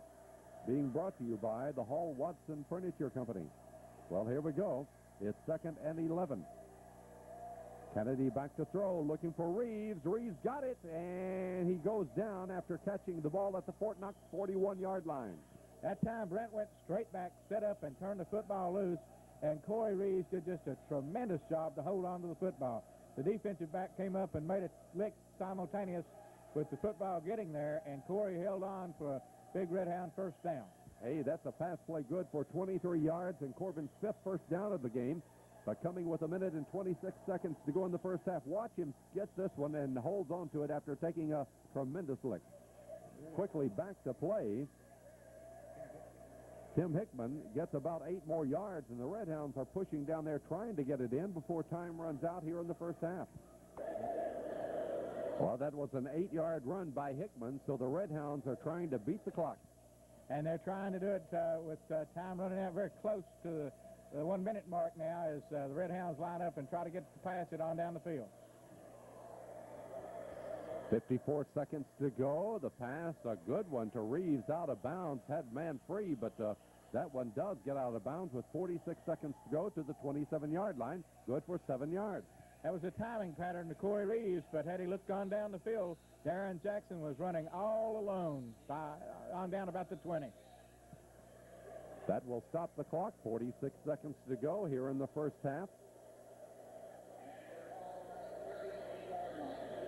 Corbin with Kennedy back to throw again, looking for Reeves. This one knocked down. That uses 5 seconds. So the pass to Reeves is no good this time. And we have 41 seconds left here in the first half as Corbin's trying to drive it in. The same pass pattern, the same timing pattern. However, it did accomplish stopping the clock, and the Red Hounds will try to move it in from here. What a great target that is for big number 44. Boy, look at him and get it near him. He's been one of the great players in the history of Red Hound football. Here we go. Corbin now with 41 seconds to go. Kennedy back, looking. He throws it to the middle. Ooh, the referee's in the way. He had it played perfectly, and there was just absolutely no way that Corey was going to get that football with him standing in the way. I don't know what he thought he was doing there. Well, I believe Corey would have had the football. That would have been a substantial gain. Clock stops with 37 seconds remaining in the half now. And Corbin will have it 3rd down and 10. But again, we're fighting the clock here. Corey might have even run a few yards after that one, but the official is right in the way. 3rd and 10 now for Corbin. And Kennedy back to throw. Kennedy looking and throws intended for Schumann. Looked like he was hit a little early to me. The ball was not to him, and both guys came up and made the lick. That definitely was an early hit. Aaron Schumann looked to the official for a flag, but none was thrown. Let's look at it again. That leaves 32 seconds to go in the first half now, and look at this one. Boom. Pretty close, pretty close. Really, it was. It was a lot closer than it looked live, but it still could have been called interference. So they're looking on the field right now. The injured player is number 59, Trey Pennington, but he's up and looks to be all right. He's a very important member of that front line for Corbin, as Scott Crook assistant. Yeah, old Dr. Crook. The Red Hounds, with 32 seconds remaining in the first half, will have it 4th down and 10. And now decision time, just what to do right here. As we remind you that copies of this championship game, Larry Jones at Hall Watson Furniture Company would be happy to make you a copy of it. Only $15. And so any of your copying needs of tapes, just go by the Hall Watson Furniture Company, and Larry Jones will assist you with that right there. Another one of our sponsors is Johnny Wheels on 18th Street in Corbin. Maureen Myers, Ford, Lincoln, and Mercury, also a part of our sponsorship this year, as has been Corbin Marine, Corbin Materials, Baptist Hospitals, Western Steer Steakhouse, Lowe's Sporting Goods, Owens Auto on 18th Street, Owens Auto Parts and Garage, Gambrel Chevrolet and Gambrel Toyota, R.C. Miller Oil Company, now with Marathon, Food Fair Supermarket, and convenient food marts all over the Corbin area. Distance Jewelry, Instep Shoes, and Bissell's. Well, he's lined up very short, Bill. Yeah, it's going to be blocked. As Corbin was attempting a 43-yard field goal, they hustle for the football. It'll be Fort Knox football.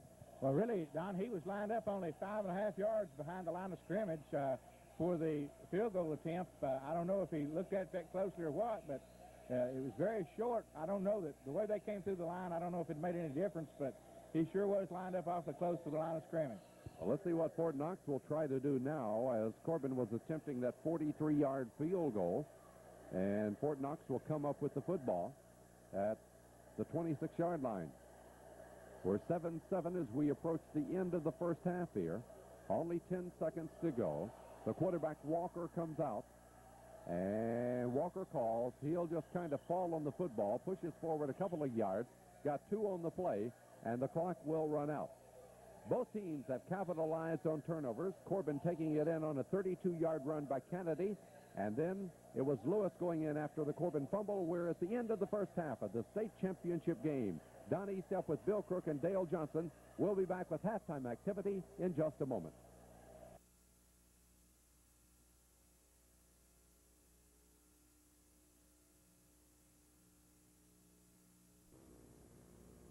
For your building needs, the name that's built on quality is Corbin Materials. Their strength is a wide variety of products, from ready-mixed concrete to septic tanks, sand, wire mesh, stone, and even decorative gravel. Their service is right to your home. Any job, big or small, anytime, year-round, Corbin Materials is there. Call Bill or Harold Pennington. Corbin people, quality people, like their products and the Red Hounds. They're hard to beat. Remember the last time you ate at Western Steer? Your friends were there. The friendly staff was so helpful. The food and dessert bar seemed to go on forever. Meats, vegetables, salads, and can't you taste those delicious rolls? It was comfortable, relaxing. It was almost like the family getting together for good food and good Red Hound hospitality. You probably didn't want to leave, so why not have your next party, banquet, or group gathering at Western Steer? Just come on back. We'll be looking for you at the Family Steakhouse, Western Steer. Everybody knows their ABCs. W is for wood, A is for appliances, and H is for household supplies. And, of course, L is for Lowe's, your complete building and household supplies store. Light up your home with everything from A to Z at Lowe's. T is for televisions, and, oh yes, S. That's for specials. They're always happening at Lowe's. B is for building supplies, and Lowe's has everything that you'll need. C is for contractors, but it also stands for top customer service, which is always delivered A to Z at Lowe's.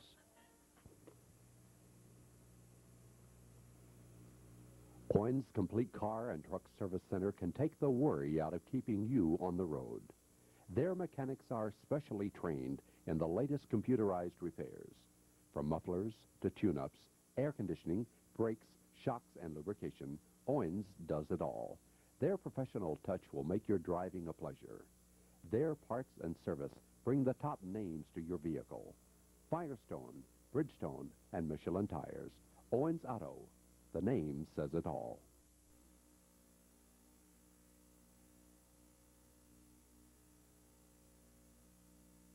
Championship game here at halftime. Bill, both of our scores have come over turnovers. We had the interception, took it in after Kennedy ran the 32 yards, and now they pick up the ball at the 5-yard line, convert, so we have a 7-7 ball game. And really the game has, both scores have been somewhat attributable to the turnovers, even though we didn't score on the initial turnover by Fort Knox down at when we got it at the 5-yard line. We kept them backed up until we got the ability to score again on them, and when we got that one more or two more times after we had them backed up, we were able to take it in. It's been really an evenly played ball game in all respects, Don. Fort Knox and Corbin are two very evenly matched teams. I don't know who will prevail in the second half. It's very difficult to tell right now. You can't tell which way it's going to swing because it swings one way for a few minutes and then back another. Difficult to call right now. Bill, if there could be one advantage, it appears that Corbin can throw the ball. We don't see that sign out of Fort Knox. Well, they really haven't attempted to throw it other than over on the side. And, after talking with you had talked with Ron Boone about their passer, they're not too pass-oriented, and they don't have to pass very often with the big line they got and the big backs. They're good for 4 or 5 yards each carry. The Red Hounds are giving them a little more difficulty than I think they expected, and they may throw some in the second half, but I think we may have a better passing attack than they've got. Well, we have a good ball game. It's 7-7 here at halftime. State championship game of this 1990 AA game from Cardinal Stadium in Louisville. Donnie Stepp with Bill Crook and Dale Johnson here on Falcon Cable, Channel 19. Second half coming up in just a moment. And here at halftime, the Corbin Red Hound Marching Band on the field to perform before a big crowd, especially from Corbin this afternoon.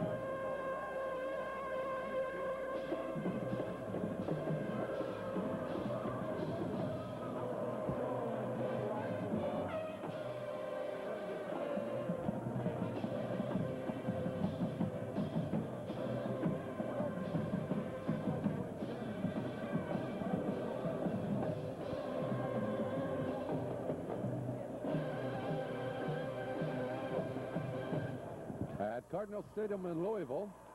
It's the 1990 state championship game. The Corbin Red Hounds and Fort Knox tied at halftime at 7-7 as the Corbin Marching Band performs.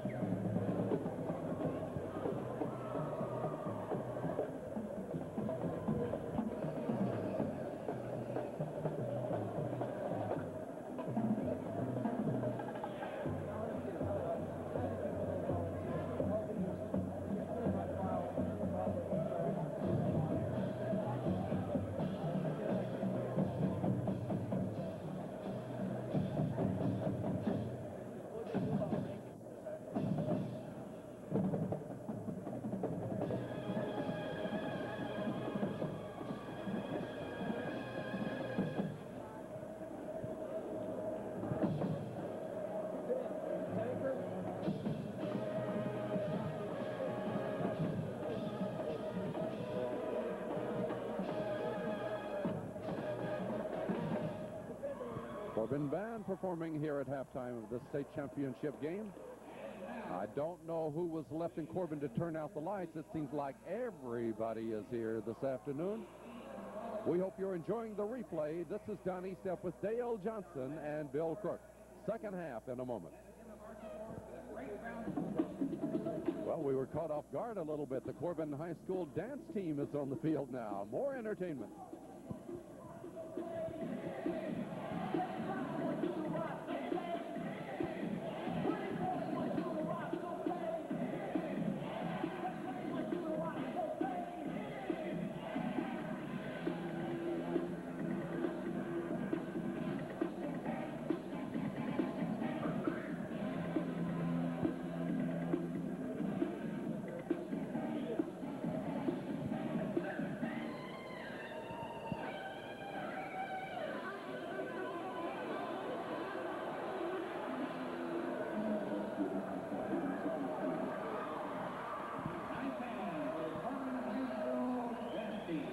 Position, but the Red Hounds on that great return by Schumann.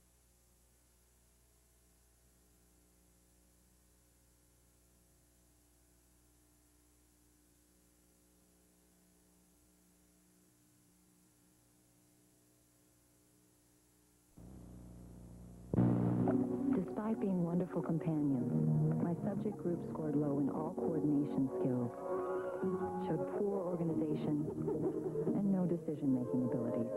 Unless I can bridge the gap between us, this project will be canceled. Thank you. You're welcome.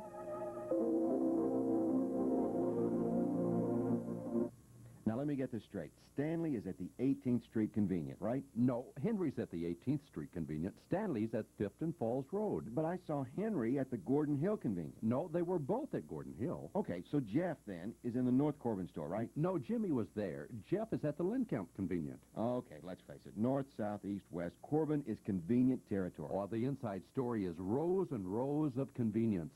Now, let's go over that again. Stanley's at the North Corbin store, right?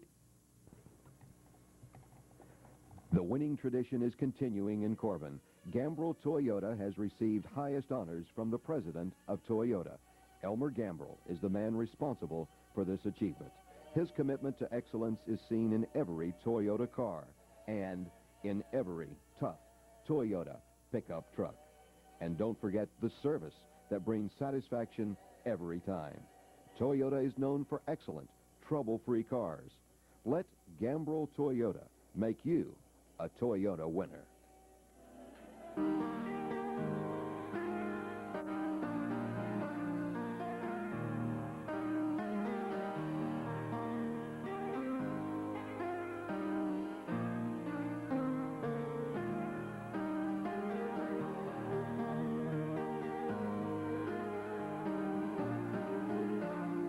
Baptist Regional Medical Center, where people are the spirit of quality, close to home.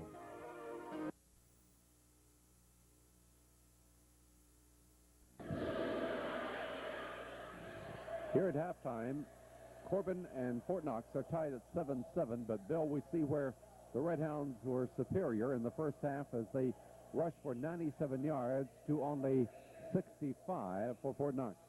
But not only that, but they were superior in the passing game also, completing a couple of passes for 30 yards, while Fort Knox had a -4 yards. So our total yardage of 127 yards to their 51 represented that we played really a little bit better probably than First Knox in the first half.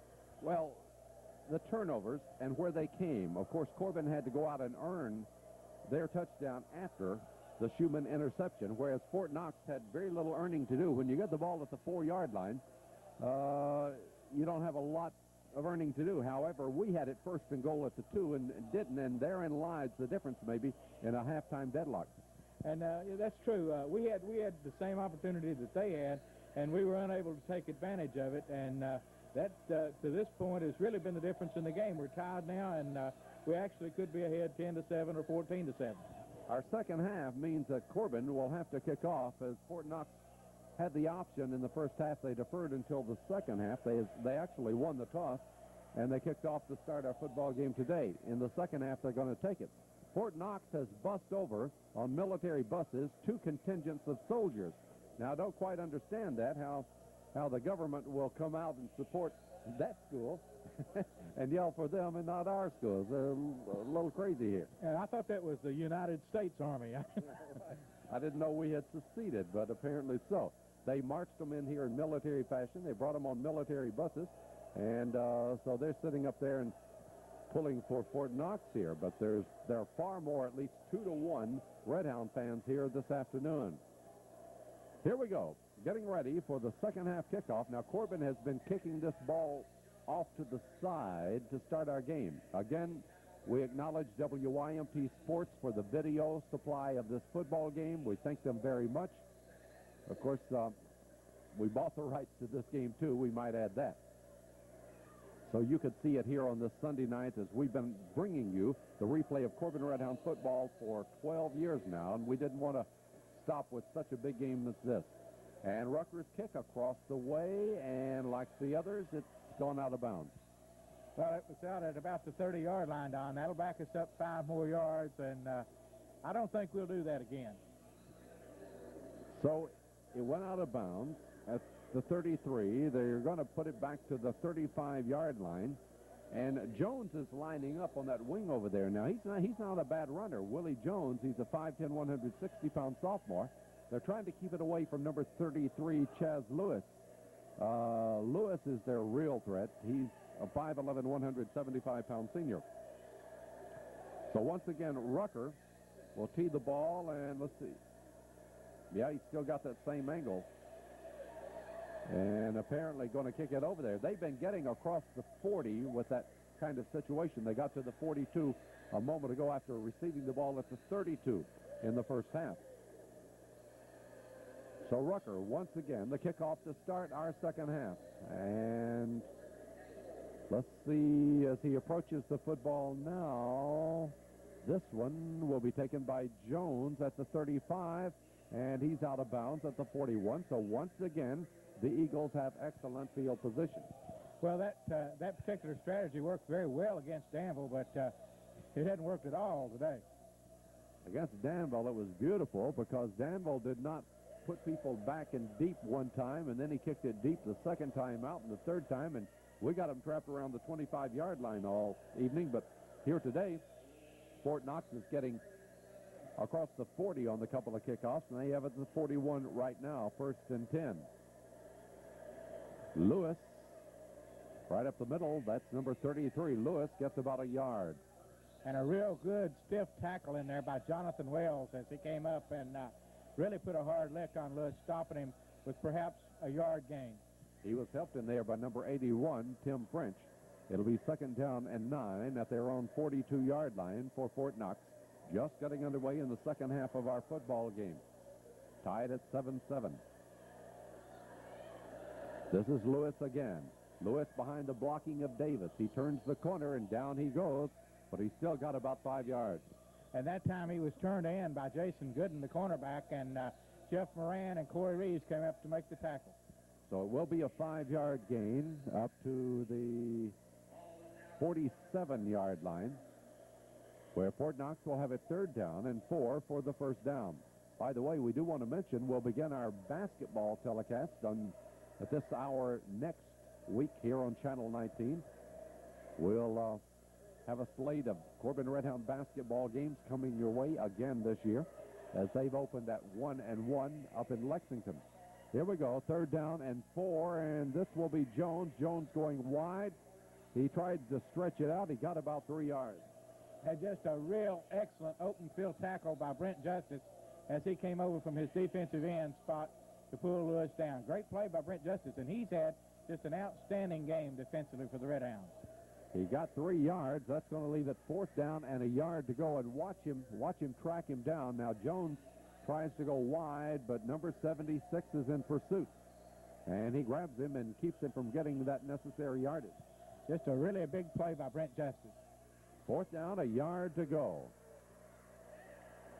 As Jones will be in punt formation now, and he drops back inside his 40 to about the 37-yard line. Gets it at the 35. Here's his kick out of there as Schumann waits and takes it on his knees at the 23-yard line. If it can be caught, Aaron Schumann will come up with it. He's got the guts of a burglar as he comes in there and just takes those punts, no matter whether they're knee-high or head-high or wherever, he gathers them in. He's looked up in rains and wind and you name it, and he has not mishandled the football, and he's been amazing. Matter of fact, in all my years of watching the Red Hounds play football, I think this young man has done one of the best jobs I've ever seen back there in fielding those punts. So Corbin now will have field position at their own 23-yard line as they begin their first offensive series of this second half. This is Davis, but Fort Knox is pretty well stacked up in the middle for that one. They were stacked up and waiting for the Red Hounds as Kenny Davis comes up the middle, but only for maybe a yard or two. As they spot the ball, they're putting it down right at the 23, so they're going to say no gain on the play. Corbin will have it 2nd down and 10 yards to go. So coming out of the dressing room for this 3rd quarter, you want to establish some momentum. They do, and I wouldn't be surprised to see Kennedy come up with a pass play here on 2nd and 9. So Kennedy goes under Senator Pennington, and Kennedy rolling out. Oh, they got his number on that one, as number 36 has done a good job today, Garcia. Garcia got him behind the line of scrimmage. It's going to be a loss of 3 back to the 20-yard line.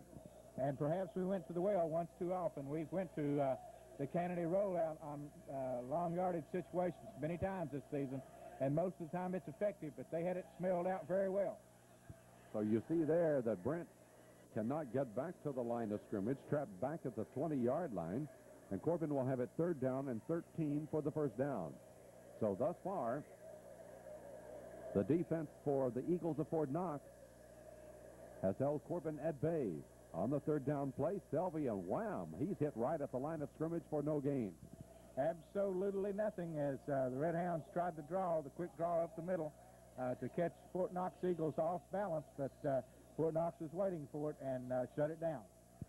Big Sal Murillo, 200-pound junior, hit him right on the numbers that time, and Corbin will have it 4th and 13.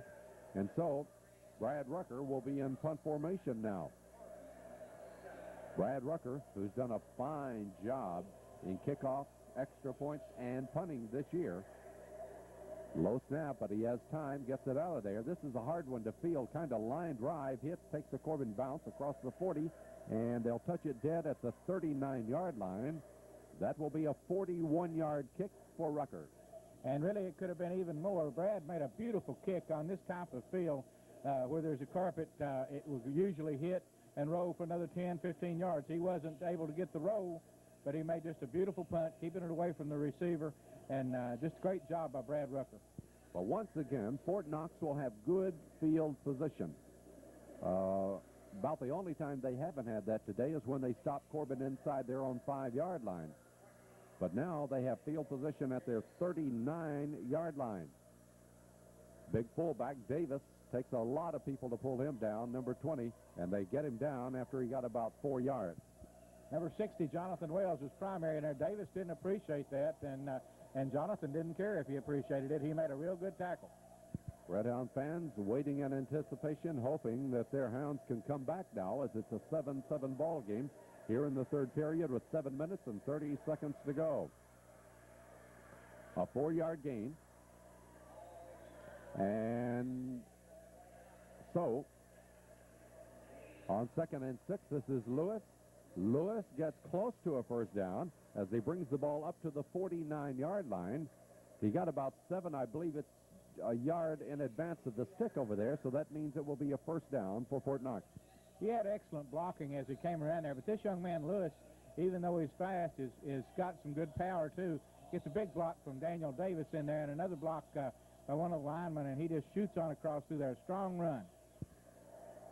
And so, for Corbin, Brian Mulberry makes the tackle on him. 1st and 10 at the 30 at the midfield stripe, as once again Lewis comes up the middle, and he seems to be getting stronger. Well, he does, and he ran through tackles that time as he squirted on out for 5-6-yard gain there. Just a nice run by Lewis. He takes it down to the Corbin 44-yard line, 6 more yards, and now the Eagles getting some momentum here in this third period will have it 2nd down and 4. It took a couple of Red Hounds to bring him down.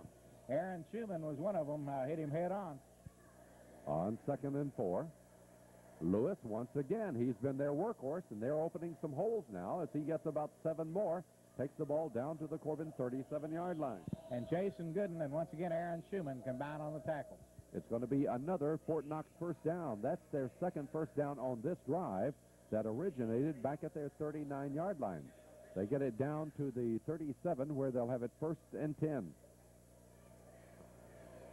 So the Red Hounds trying to put the stopper on them as they have had successive first downs on runs by Lewis. Davis opened the drive, but Lewis has carried 3 straight times. Now it's Davis again, as Davis gets about 3 more, and it looked to me like a fumble. There was a fumble in there, Don. I believe that if we look at this again, I believe it'll show the football came out. Well, they're going to show it here again in slow motion. The football looks as if it comes out before Davis goes down. Watch it carefully. All right, Justice puts a lick on him, and then Selvey hits him, and the ball is free. You're right. And Justice got the football. I think the whistle must have blown on the first leg because that's the only reason that could not have been called a fumble. Well, it may have blown, but his forward momentum was still going, and he was going into the line. I think that was definitely a fumble. Well, it looked very much like a fumble, but still, Fort Knox has the football. 2nd down and 7 with 5 minutes and 10 seconds to go. Here's the pitch going to Lewis. Lewis around that right side got about 4 more yards as he's taken the ball down to near the Corbin 30-yard line. Well, it the drive that originated back at the 39-yard line, and the Eagles of Fort Knox now have taken it down to the Corbin 30. Watch this. Well, this, once again, Don, I really think this is a fumble. If you'll watch, the ball will be coming out. He's still moving forward. He is still moving forward, and here the ball comes out. Justice is right on it. Yeah, he was never down, and the ball got free, and perhaps a quick whistle prevented us from getting that one right there. So this will be Lewis again. Oh, Lewis is open this time, 20-15, and knocked out of bounds on a saving tackle by Schumann. Only Aaron Schumann could have made the play. He was to the outside, and Aaron got a hold of him and pulled him down, saving the touchdown, at least for the time being. It's Lewis again, and Lewis has 16 yards on that carry. Lewis has been the workhorse, starts in, then cuts sharply to his right, and Schumann is the only one that's got a shot at him as he runs the ball down to about the 14-yard line. Just a really great defensive play by Aaron Schumann. That's all that prevented a touchdown on that play. Lewis has carried the ball 5 times on this drive. This is Lewis again. Lewis up the middle. Lewis at the 10. 5, touchdown. Lewis has taken it in on a 14-yard run, and Lewis in 6 carries of the 8 produces the touchdown. And on that particular series of downs, it looks as if Fort Knox has taken over the line of scrimmage. It may just be for that particular series, but they looked a lot stronger and a lot quicker and getting some blocking and getting some holds. And Lewis, just building momentum, carries it on into the end zone. That touchdown coming with 4 minutes and 2 seconds to go here in the 3rd period. And the try for the point after number 62, Jacobson, just barely gets it in. He looks like he's kicking a medicine ball. Every time he kicks it, it just barely drops over the goalpost. But it counts a point, and Fort Knox has taken a 14-7 lead. We'll return with the kickoff in just a moment.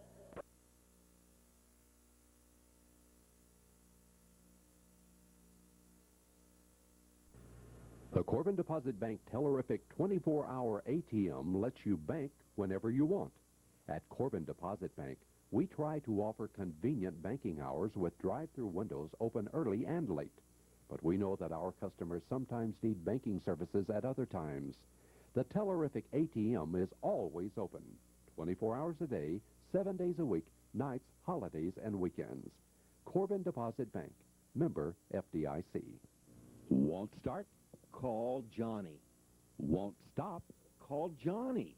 Too loud? Call Johnny. Need shocks? Call Johnny. Need custom wheels? Call Johnny. Tires wearing badly? Call Johnny. Need Goodyear, Dayton, or Michelin tires? Call Johnny. Need 90 days, same as cash, or up to 24 months to pay on tires and service? Call Johnny. Need it done right the first time? Call Johnny Wheels on 18th Street in Corbin. Shop Food Fair Supermarket in the Forest Hill Shopping Center and save. Get the finest choice grade A meats. Select from garden fresh produce. With aisle after aisle of everyday low prices, you'll save with Food Fair and other famous brand names. Get friendly service all the way to your car. And as a bonus, Food Fair gives S&H green stamps. Food Fair, a better supermarket. The R.C. Miller Oil Company wants you to know they have changed to Marathon Petroleum for gasoline and fuel oil. Marathon is an American company serving American people. The R.C. Miller Oil Company will remain your distributor for Texaco Haviland Motor Oil and Greases. We want to please the people of the Tri-County area, and with Marathon, we are serving you the American way. The R.C. Miller Oil Company thanks you for the many years of patronage.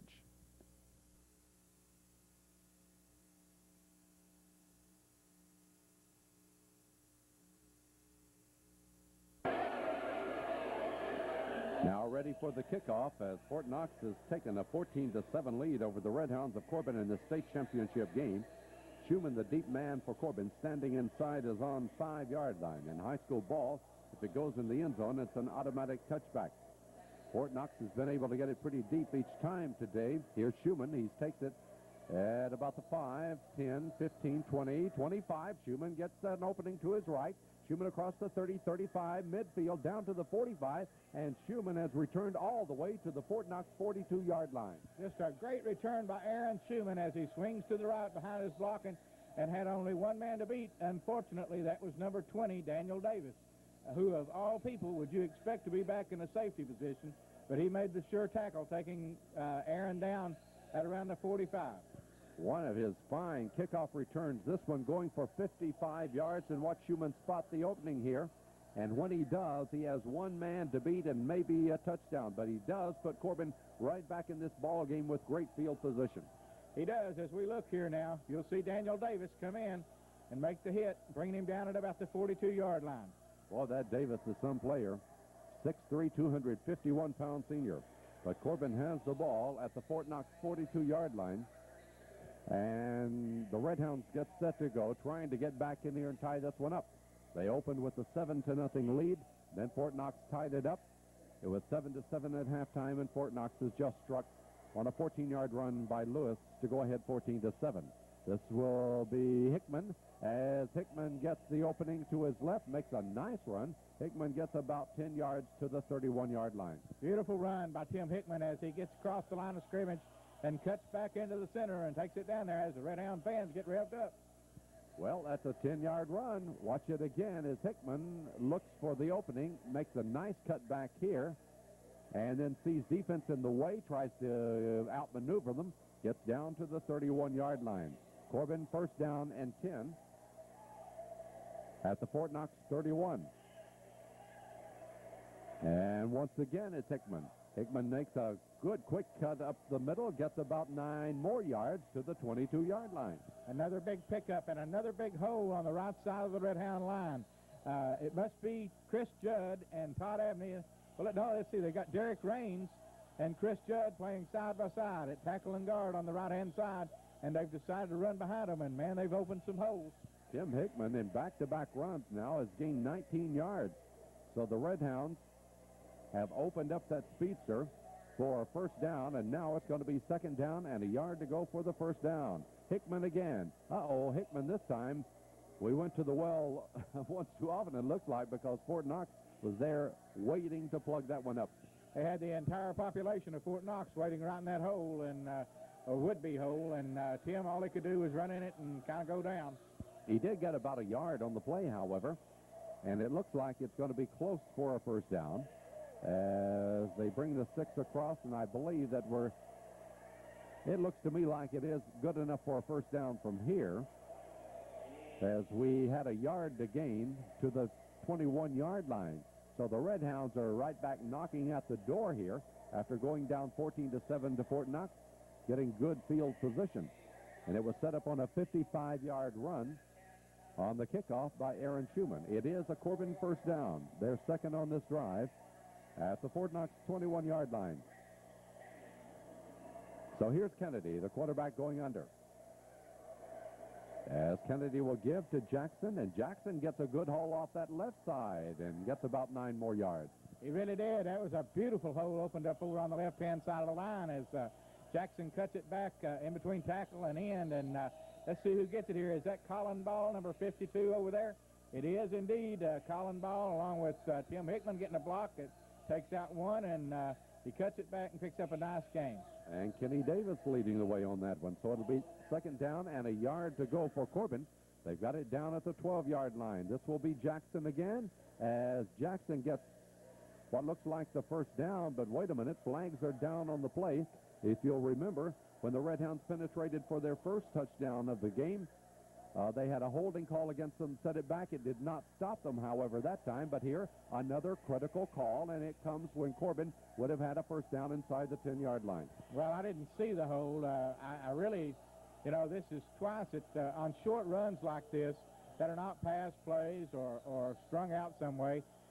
It's difficult to pick up a hold for me, and I don't know why it should be any easier for them, but they seem to find one at critical times. It was very critical. The last time it put us back to the 32. Now this one will put the ball back to the 21-yard line, and so 2 critical holding calls when Corbin gets down into threatening field position.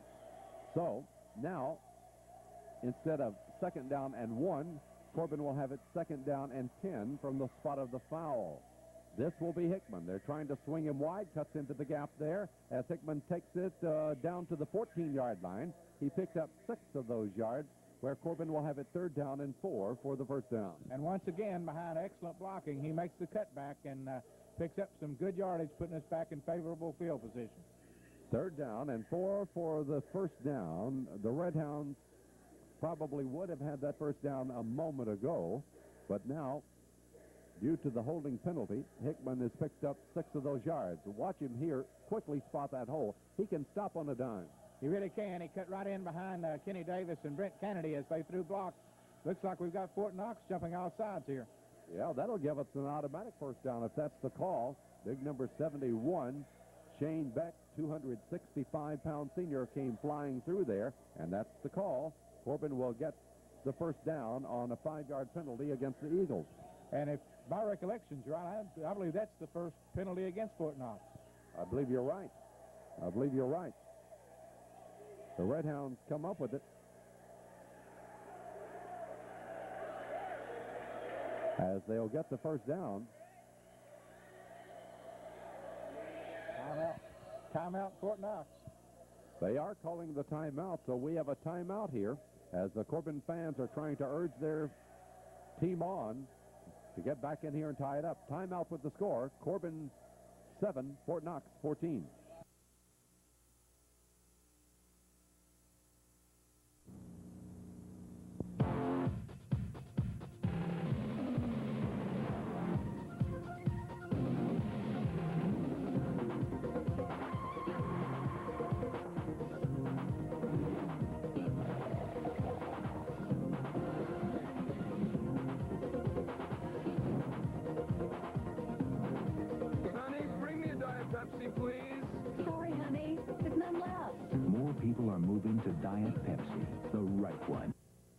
Your source for office products, design, and IBM business products in Corbin is Bissell's Incorporated. Bissell's is an IBM business partner featuring genuine IBM supplies, IBM typewriters, IBM personal typing systems, and IBM printers. They give professional service, support, and training for all their IBM products. Bissell's for office supplies and office furniture at Bissell and Bell Avenue. Myers Chevrolet Oldsmobile Cadillac is dealing on new and used cars and trucks. Let Myers show you their big selection. Cadillacs, Oldsmobiles, Chevrolets, a car for every budget and taste. Myers also has a big selection of vans and Chevrolet trucks. Right now, you'll get a great buy. It's closeout time on all 90 models, and you'll find a big selection of new 91s. Head to Barberville for Myers Chevrolet Oldsmobile Cadillac. So trying to get back in here and tie it up. As they get the ball deep, Kennedy on the call got him to jump offside.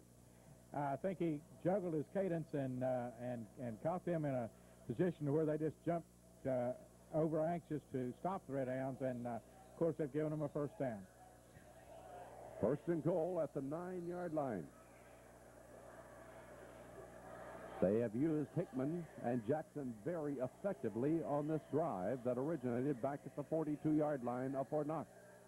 This time it's going to be Jackson on that play that's worked so well, and Jackson taken down very hard, but he got it down to the 2-yard line. A good hard run, a Darren Jackson run that we've seen all his career over the last 3 years, and he made a brilliant cut back to the right there and just drove into about the 2-yard line. He has been a very pleasant player to watch run that ball this year. Well, he has. He shed that extra weight that he had last year, and it's given him that extra step of quickness, and that's all he needed. Number 9, Key, 154-pound junior, looked pretty tough on that one, and that's the final play of the third period. Well, the Red Hounds will have great field position as we come to the end of the third quarter. It's Fort Knox 14, Corbin 7.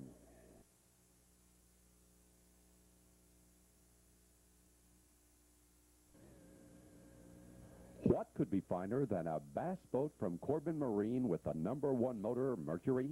Nothing, except sale prices too low to talk about. This is the best time of year to buy a boat. You'll find Shadow and Astro boats powered by the best engine, Mercury. And there's bayliners, Rangers too, pontoons, and all your boating supplies. Make your best deal now at Corbin Marine, Forest Hill Shopping Center on the Falls Road. When choosing a diamond or a precious gem, Distad's expert gemologists are a valuable resource. All diamonds and gems are carefully selected for quality and value. Elegance by design is a tradition at Distad's. Caring people you can trust make every bridal selection a special moment with Gorham and Noritake crystal and china. When you choose Distad's.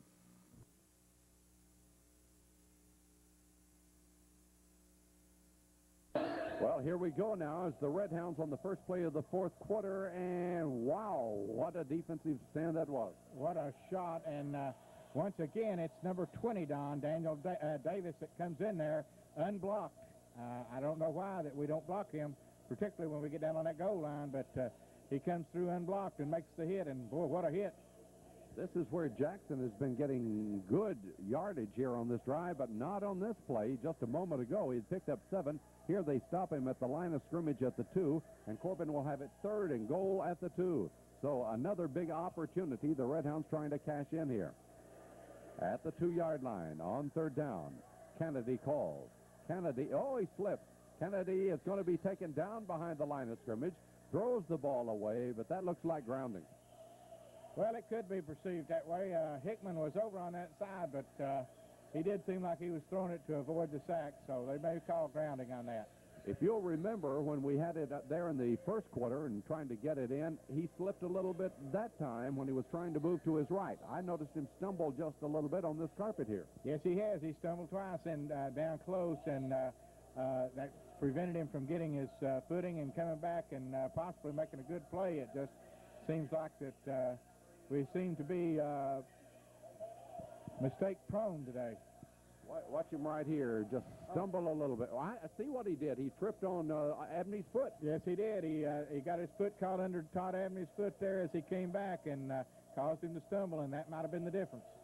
So that, with intentional grounding, will put the ball back to the 17-yard line. We're just 45 seconds deep here in this fourth period, and the Red Hounds have it 4th and goal.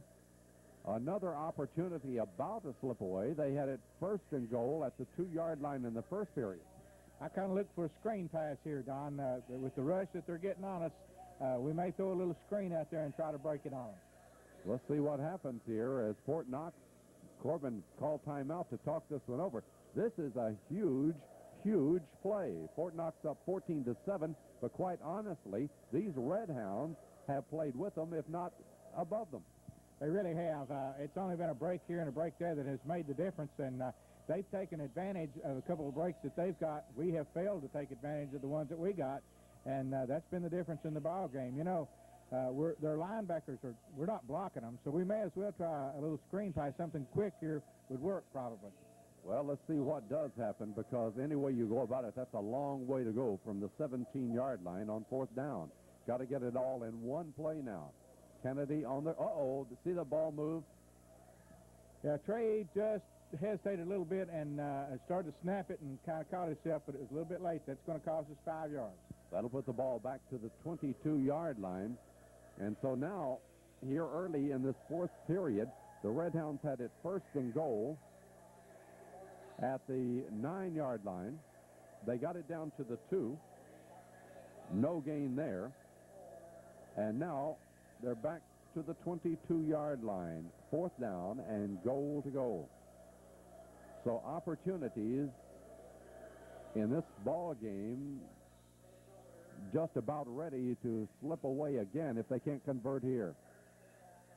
Kennedy back to throw. He's looking. The door closing on him, trying to get free, and there goes the ankle, and there he goes down at the 39-yard line. Felizi, the big 290-pound nose guard, was the one that made the tackle, and they had nothing in the way of a short pattern, Don. Everybody had gone deep, and there was no place for Kennedy to get rid of the football. He just had to eat it, and we began at the 1-yard line, and now we're back to our 40.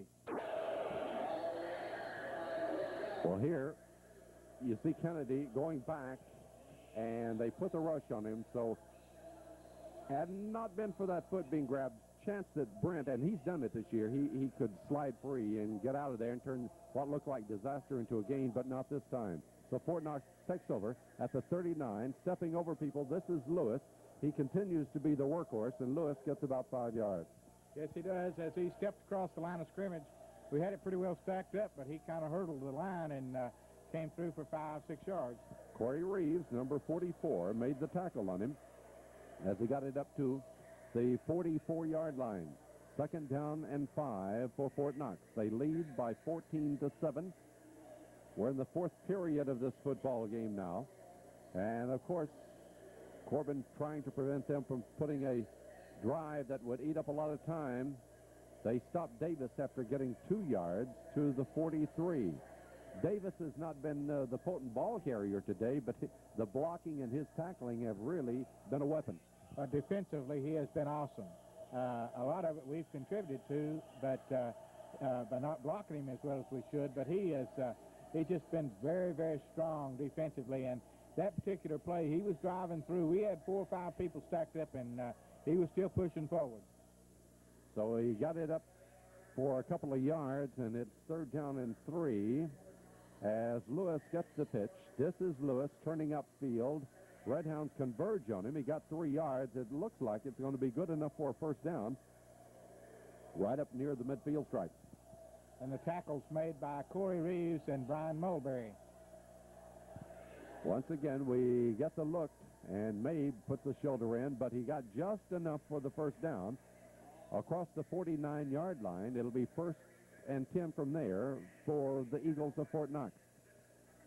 I believe they're bringing the chains across to see whether or not it is, but here you can look at those stripes on the field and pretty well gauge whether or not it is a 1st down.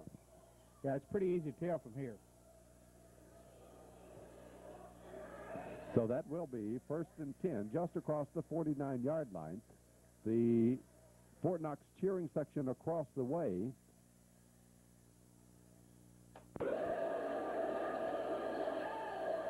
Now on 1st and 10, this is Jones, as Jones hasn't been used that much today, but Jones makes a nice cut. He gets 7 yards inside into Corbin territory. And the tackle, once again, made by Brent Justice, who's just had a fantastic defensive game. He and Corey Reeves and Jason Gooden seem like, along with Jeff Moran, have been in on most of the tackles. So 76 Justice in on that stop of Jones, but he did pick up 7 yards on the play. It'll be 2nd down and 3. As Lewis gets the call, and Lewis pushes forward, he gets a couple of yards. Looks like this one's going to be short of the 1st down. Just a little short of it, and bringing up was this a 3rd down now? Yep. 3rd down and short. 3rd down, a yard to go for the 1st down, and Corbin desperately needing that football.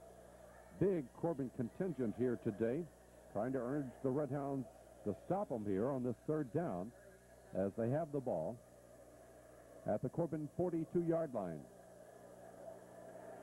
On 3rd and 1, this will be Jones, and Jones is going to be close. He gets about a yard. I think he'll have the 1st down, Don. Well, they're looking across the way. I don't know, Bill. They're spotting it. They're spotting it a little shy. 4th and maybe just a little bit short. It looked as if he got it to me. Tim French was back in there and stacked things up and cut him up short, and then along came Jackson and Corey Reeves over on the other side there to stop him. With a lead of 14-7, though, what kind of gamble is this here on 4th down? It's less than a yard to go for the 1st down. I believe they'll punt. With the touchdown lead, the way their defense has been playing, time running down here in the 4th quarter, I've got to think that they'll punt it away. Well, let's see whether they do or not, because the ball is at just shy of the Corbin 41-yard line. You see the spot of it right there. And Fort Knox wanting to maintain control of the football and run out the time. A good possibility with the success that they've had offensively here in this 2nd half that they'll try to push this one for the 1st down. It's a gamble, but it's one that if you can keep a drive alive and you keep the ball in your hands, obviously they're going for it. Here we go in the quarterback sneak. Walker just goes right ahead, and he gets the first down to the 40-yard line. He fell in behind his right guard and pushed forward and picked up the first down. So Fort Knox now with 7 minutes and 5 seconds to go in the football game gets the first down to keep this drive alive. And watch him. It looked like Davis assisted him right there. And when you get an assist from Davis, you really get an assist. That's like having an 18-wheeler push you along. Big first down at the Corbin 40-yard line. The Red Hounds, and you see some of those shaved heads there on that sideline watching. This is good, as Lewis will go out of bounds, stopping the clock with the 7 minutes to go. Lewis out of bounds after getting a couple of yards to the 38-yard line. Speaking of those shaved heads, Don, I want to find out who their barber is, don't you? He's done quite a job, no doubt about it. I let some of the top of mine go off for this game, too. Yes. It's going to be 2nd down and 8 for the first down, as Fort Knox now has the ball at the Corbin 38-yard line. Walker back. Ooh, a little pass off to his right, going nowhere, as the pass play is good only for a couple of yards. Jason Gooden comes up and makes a big play, and, you know, I questioned the last two calls. The call before last, they've got a clip on this play, but the call before last, the back ran out of bounds and stopped the clock, and now they decide to throw the football, and they get caught on a clipping call here, which is going to back them up another 15 yards. There's the clip on Brent Kennedy. Yeah, the block from behind, and nice tackle that time by number 19, Gooden. That will put the ball back up to the 49-yard line on the clip, and that is only, I think, about the second penalty that we've seen against the Eagles today. It is, and but we couldn't have asked for it at a better time. This really stalls their drive, and perhaps we can hold them and get the football back here. 2nd down, 19 for the first down at the Corbin 49-yard line. So the Red Hounds trying desperately to get their hands back on that football as we're deep into the 4th period, and Fort Knox leading by 14-7. Walker on the roll. Here's Walker looking, and nothing on that corner for him, and they converge and get him at about the line of scrimmage. Timmy French chased him all the way across the field and came up with Darren Jackson and Chuck Selvey, along with number 76 once again, Brent Justice on the tackle. Looked like they had a little false start there, too. This side of the backfield was moving before the snap of the ball. He strings wide. Walker, on an infrequent carry, is credited with a couple of yards to the 47-yard line, but that will leave it 3rd down and 17 at the Corbin 47. Also looks like Tim French was trying to undress number 74 as they went across the field. So now Lewis gets the call, and Lewis is hit. Boy, that's quite a lick there by Chuck Selvey. Chuck Selvey, and high and down low was Brent Justice once again. So that's no gain by Lewis there. That will leave it 4th and 17, and Corbin will get the football back. This gives the Red Hounds at least an opportunity to come through here, as C. Justice hits him from behind low, and Chuck Selvey tries to decapitate him, and we will receive the football. 4th and 17 as Jones will be in punt formation now. Red Hounds trailing by 14-7. Jones drops back. And let's see, he's going to be standing at his own 40-yard line. Has plenty of time. Here's the kick out of there. And in traffic, Schumann gets the ball. Here comes Schumann around that corner as Schumann returns it to the 30-yard line. Nice return. And with 5 minutes to go, Corbin has the football. A nice gutty return by Aaron Schumann, and credit the last 10 yards to Darren Jackson, who threw a big block over there to spring him loose.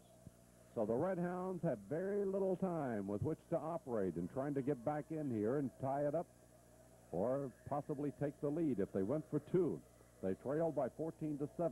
Fort Knox, with that one third-quarter drive, came in with the go-ahead touchdown. 1st and 10 at the 26-yard lines where they've spotted it. This will be Hickman, and Hickman turned back after getting a couple of yards. Hickman stacked up pretty well at the line of scrimmage as we try to go wide. Clock ticks away. We need to be moving the football on down the field now. Inside 5 minutes now as the Red Hounds will try to put up an offense that's seen them a couple of times this year, get it down and come back with about this much time to go. But they got to strike with some long stuff here on 2nd down and 8 yards to go. from their own 28-yard line. Kennedy, the quarterback, is under. He's had the long run of the day at 32 yards. He cuts the corner here. Kennedy across the 30, 35, 40. Kennedy out of bounds at about the 42-yard line. And the keeper by the quarterback has been good to us all season long. And once again, here in a clutch situation, Kennedy is able to roll to his left and pick up valuable yardage. That is a 14-yard run by Brent Kennedy, and he's come up with some big ones. Going out of bounds will stop the clock with 4 minutes and 8 seconds to go. And, Bill, there's still time. There's still time. I'm afraid we're going to have to put it in the air sooner or later, though. Corbin has the ball at their own 42, 1st and 10.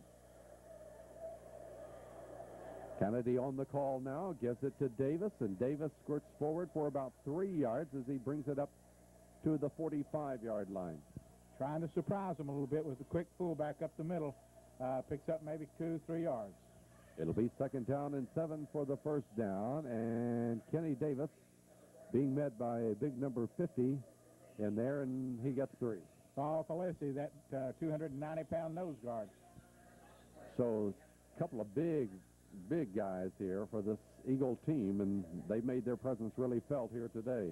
Kennedy looking for something. There's nothing there, and he stopped right at the line of scrimmage. They had it well defensed that time as Kennedy started to roll, and they contained it extremely well. Kennedy cut it back into the middle, but there was nowhere to go, and they was just in a 3rd and long.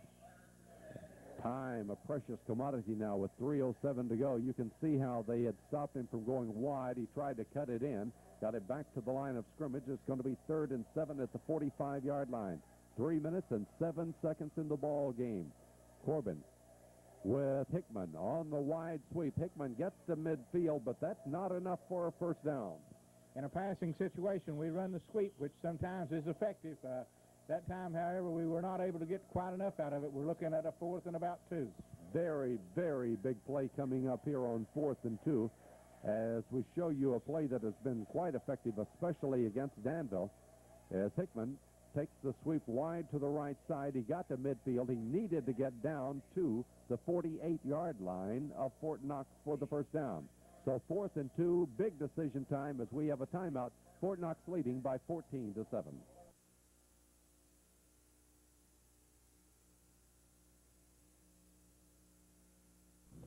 At Gambrel, we've come a long way from when this Oldsmobile was made. Now at Gambrel, we're proud to offer the outstanding line of General Motors cars, Chevrolet, Oldsmobiles, and Cadillacs. Put yourself above the crowd with a Chevy truck. Step up to Gambrel, Chevrolet, Oldsmobile, and Cadillac. We back it up with the best in service. Forest Hill Center is where everyone in the family can keep in step with the latest fashions. You'll find top quality athletic shoes like Converse, Avia, LA Gear, and Pony. Children can step up to Buster Brown, LA Gear, Kangaroos, and Converse. And ladies, you can step into Fanfares, Hush Puppies, Calico, and Agner, plus those beautiful Agner bags and accessories. Men, Instep has French Schreiner, Dexter, and Freeman. Step out in front with Instep shoes. When you need parts for your car or truck, head to Davis Salvage on the Falls Road at Oak Grove. Davis Salvage has acres of inventory to choose from, including many late-model cars. With a used replacement part, you can save a lot of cash. And if they don't have what you're looking for, no problem. Davis Salvage is part of a 9-state network that helps locate the part you need.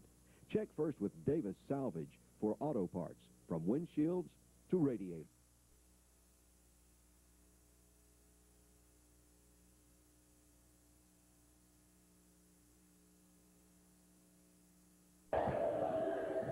Well, we're back to play on a big play now. 4th down and 2 for Corbin. One thing we've tried to do and have done it successfully many times is a long count to draw that other team offside. It's very possible that we could do that this time. The Red Hounds are in a 4th and 2. They move again in the backfield. They can reset.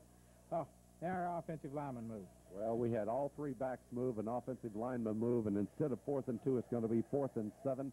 And so opportunities today in the 1st quarter, in the start of the 4th period, and now right here, we have not been able to take advantage of a 2-yard situation yet. I think that the first two backs that moved were by design. I think that was to try to draw them off sides because they can reset. However, when our linemen moved, then we were in trouble. I think that was the design. I think that was. They reset, which they can do, and now we jump offside. Well, Fort Knox stood their ground. It's 4th down and 7 now as the Red Hounds have it at the 45. Kennedy back to throw. Kennedy looking, and he's alone over in the flat. He looks, the flag goes down. Reeves, a great catch inside the 40-yard line. A sensational catch by Corey Reeves with a man hanging around his waist and another man coming on strong. I think that the first man that hit him had to hit him early. That had to be interference, and back up the field, we've got another flag, which I would assume in that position would be holding, but that was just a sensational catch and a very good throw by Brent Kennedy.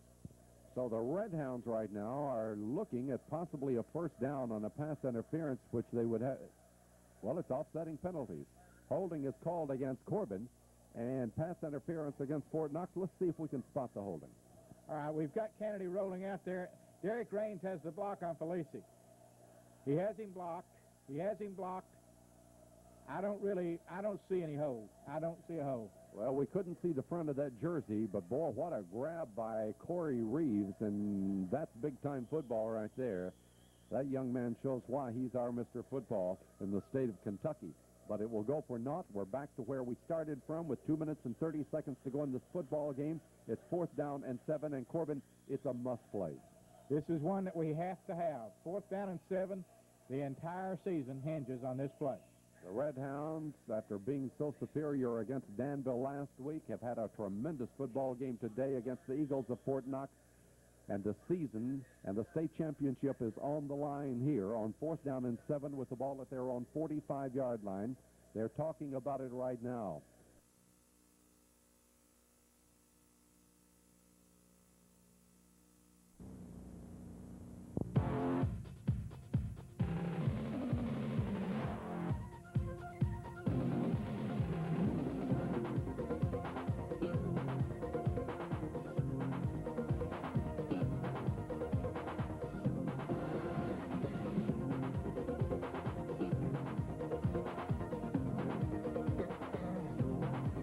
Diet Pepsi? More people are moving to Diet Pepsi, the right one.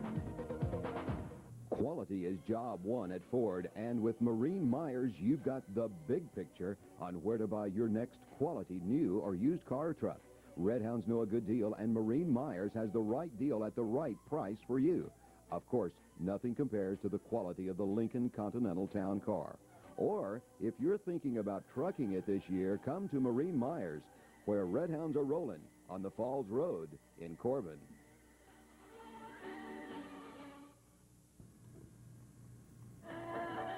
If you're into sports, you're into winning. So get with the winners at Lowe's Sporting Goods. Red Hound winners can suit up with top-quality sweatshirts and other fine Russell athletic sportswear and equipment. Jerseys for touchdowns, shorts, shirts in all colors and sizes for winners of every generation. Hit that winning three-pointer at Lowe's. Or catch the winning hit.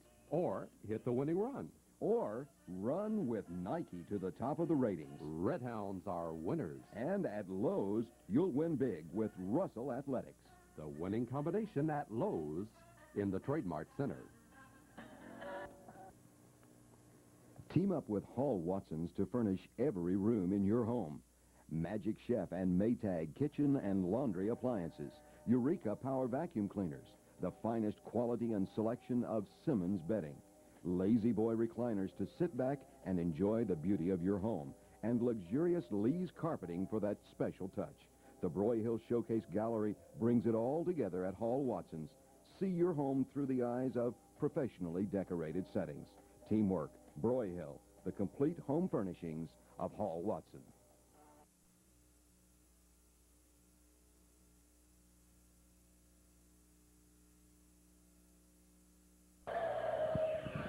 Well, here we go, the play of the year. Coming up for the Corbin Red Hounds as they have it 4th down and 7 at the 45-yard line. They've called the timeout now, this being a must-play with only 2 minutes and 30 seconds to go in the game and trailing by a touchdown. Kennedy to throw. Kennedy looking. He has the time. He lets her go. Intended for Schumann. It's intercepted. The pass is intercepted, and Fort Knox will have the football. Well, it was intercepted and dropped, Don. He let it go. However, Schumann was headed down the sideline on a fly pattern. The ball was thrown to the outside, down the sideline. Schumann had cut to the inside, so there was some miscommunication, and the Fort Knox player nearly picked it off, but he dropped it. Let's see here.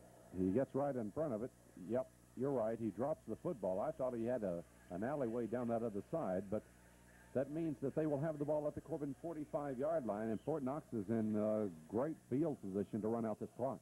Yes, they're in a position now that they're just wanting to play against the clock. They don't need another score. They're already winners, so they made a beautiful move that time on Justice, but Chuck Shelby took him down going outside.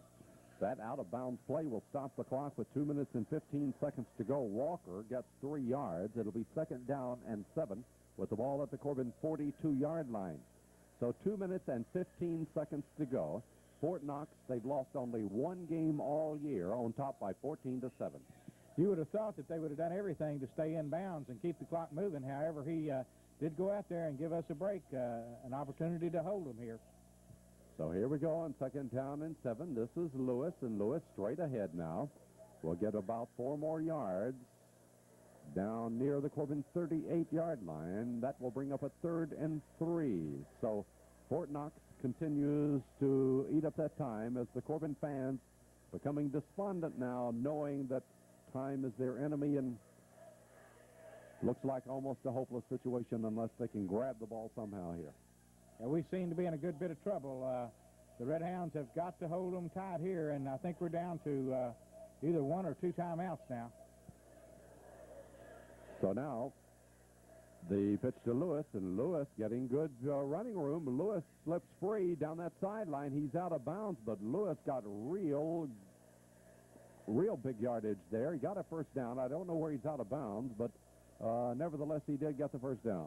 Looks like they're showing him going out at the 21-yard line, but Don, the momentum carried him out of bounds. He really should have broken it all the way down the sidelines for another Fort Knox touchdown because he had broken free. So that's a run of 17 yards. It's 1st and 10 now at the Corbin 21-yard line. Only 1 minute and 23 seconds to go in this football game. So the Eagles ready to put this one away, and Corbin trying to somehow come up with a miracle right here. Hand off to Davis. Davis right straight ahead as Davis is hit, and the flag goes down right there. I didn't really see what the call was. Davis didn't look like he ever really hit the ground. His momentum may have stopped, but it looked as if they blew the whistle, and something happened after they blew the whistle, perhaps unsportsmanlike conduct foul or roughing penalty. I saw the official reaching right in his pocket there at the point of contact, and you knew something like that. So a little bit of frustration going on out there for Corbin now. The personal foul penalty will move the ball down to the 9-yard line, where it'll be 1st and goal at the 9 for Fort Knox. They've got this one now. It's all they have to do is run out the clock and seal the victory. Yeah, I wouldn't be surprised if they're not taking a knee. They're still running toward the goal. All right, that'll be Lewis. He gets a couple of yards there. So now that'll set up a 2nd and goal at the 7-yard line. And you see the dejection there on Stephen Upchurch's face as he bows down and says what might have been some missed opportunities in the game here today. Lewis getting the couple of yards, so it's 2nd and goal at the 7-yard line. Corbin had the opportunities here, and the Red Hounds very well matched up with this team at Fort Knox. Hand off again to Lewis. He gets about 4 more yards down to the 3-yard line. And so now they can just run out the clock. I think Corbin, in desperation of hoping they can get the football now, the Red Hounds are signaling across. Coach Cotton Adams wants a timeout, and they finally get the information relayed out to the players. Only 17 seconds to go. Bill, that is our final timeout. All now that Fort Knox has to do is drop down on the football, and they have the championship. And I'm sure they will. They don't need another score, and if they do stop, just go quarterback, go back, and drop down on it, then time will run out, and Fort Knox will be your new state champion. I've never seen a Corbin game like this that we didn't do that. We always showed the sportsmanship and run it out in a case like this. Now, you go back to the Whitesburg game, as you know, we could look at a situation like that. That was different. 2 minutes and some left in the ball game, very possible for them to come back with it. Here, there's no way that Corbin can get the football if they'll just drop down on it. And you would think that would be the sportsmanship thing to do and let it run out at a 14-7 win. Let's see what they do. Only 17 seconds to go. Corbin, as I said, used their timeout. Corbin will end up at 10-4 on the year as Fort Knox goes to 13-1, and so they won the state championship back in 1988. They're going to repeat here. They're ahead by 14-7. It's been a very good football game, very physical football game. But again, we go to the opportunities inside the 5 for Corbin. Twice they were there and did not score, and therein lies the story of this football game. So here we go. Fort Knox with the opportunity to kill the clock. But they give it to Davis, and Davis goes in for the touchdown. Kind of rubs you a little raw when you see things like that happen, just pouring on and building the score. Well, it certainly is there's no indication to the way the ball game was played with whatever the final score is going to be here, because the Red Hounds played it a lot better than a 21-7 game. As a matter of fact, it was very evenly played. Both teams played very well. I don't know that was even a good coaching move there. If he fumbles the football and we happen to pick it up and take it for a touchdown, that's not even a good coaching move. Very good thought right there. But they add to the score. It's 21-7, and the point after touchdown is good. Just barely got it over again, so they're ahead by 21-7. And so that group of sophomores, remember us talking about that group of sophomores as we look at this touchdown again, just how great they were. They've come on and taken us right to the state championship game. You know, Don, it's been really a tremendous 3 years for this particular group of kids. They're graduating seniors, and I look at Corey Reeves, who's, in my opinion, the best football player in the state of Kentucky. I look at Jeff Moran, a great football player. I look at Timmy French, Darren Jackson, Brent Kennedy, just a sensational athlete. We look at all these kids, Tim Hickman that came out in the middle of last year, and I hate to name them because I'm afraid I'll leave somebody out, but the sophomore class of 2 years ago has done itself proud, and I'm extremely glad that we were able to handle them for 3 years, and I just really did enjoy it. Well, they will be the runner-up in Class AA football as they trail 21-7 here in this 1990 state championship game from Cardinal Stadium in Louisville. We hope you've enjoyed the replay of Corbin Redhound football for 12 years. Dale Johnson and I, and we've been joined by Bill Crook for the last 3 years. We felt it a pleasure to bring you some of the great games. Last week, for instance, that Danville game was one that I'm sure a lot of videotapes are stored away, and they'll keep that forever. Going to play down the final 13 seconds of this football game now. It's over with. You kind of would like to get something else on the board to make it more representative. At 21-7, you know the score is not like that. Here it's returned by Davis to about the 41-yard line. Corbin will have a chance for a play if they'll hurry, but it's meaningless here. Well, it is. The clock will start once they get the ball spotted. They don't really kill any time there, and the Red Hounds are up to the line of scrimmage, and I'm sure they'll be running a playoff here, the last play perhaps of the game. Well, it should be 14-7 in all reality. That's the sportsmanship way to end this football game, and everybody walks off the field and shakes hands. But the way it is now, Corbin's still in there battling. You know they can't get 14 here, but they'd like to have something to make it look more decent on the scoreboard. Selvey's back to throw. Selvey is throwing it where? Way over there. It's no good, and the clock is out. But there's a penalty marker down there. The fans are rushing onto the field right now. Fort Knox celebrating their victory. But you cannot end the game on a penalty against the defense. No, you cannot, and this is the third penalty of the game for Fort Knox, and I'm sure that we're going to be able to run maybe one more play. They're going to have to clear the Red Hound team and some of the fans back off as we look at a dejected Jeff Moran, who just had a sensational career as a Corbin Red Hound. And Jeff, we all respect what you've done and wish you were going to be around. There's Jason Gooden, some of the seniors that we look at here, and I really, really do hate to see this group go. So unfortunately, they're going to have to go out for one more play here in a meaningless situation. It's 21-7. Fort Knox will win the state championship. Corbin back in the state finals for the first time since 1982. They played a fine football game.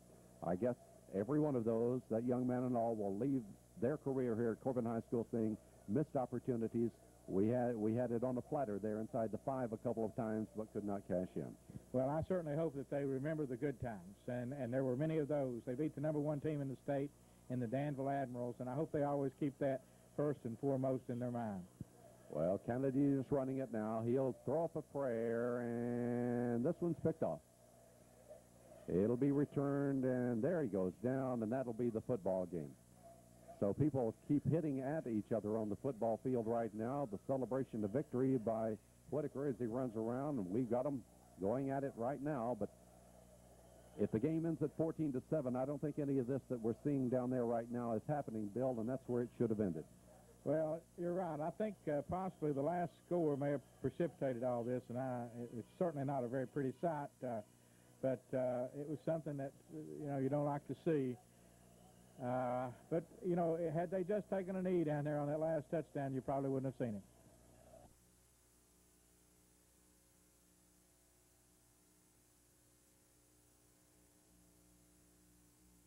Fort Knox celebrating their championship here as the Corbin Red Hounds are the runner-up. We hope you've enjoyed the replay of football here on Channel 19. Next week we come back with Coach Billy Hicks' Red Hounds as they go for it against Pulaski County, the home opener on Tuesday night. We hope you'll be there. Corbin Red Hounds in basketball action. Again, our final score tonight, Fort Knox 21, Corbin 7. Until next Sunday night for basketball, this is Don Eastup on behalf of Bill Crook and Dale Johnson. Good night, everybody.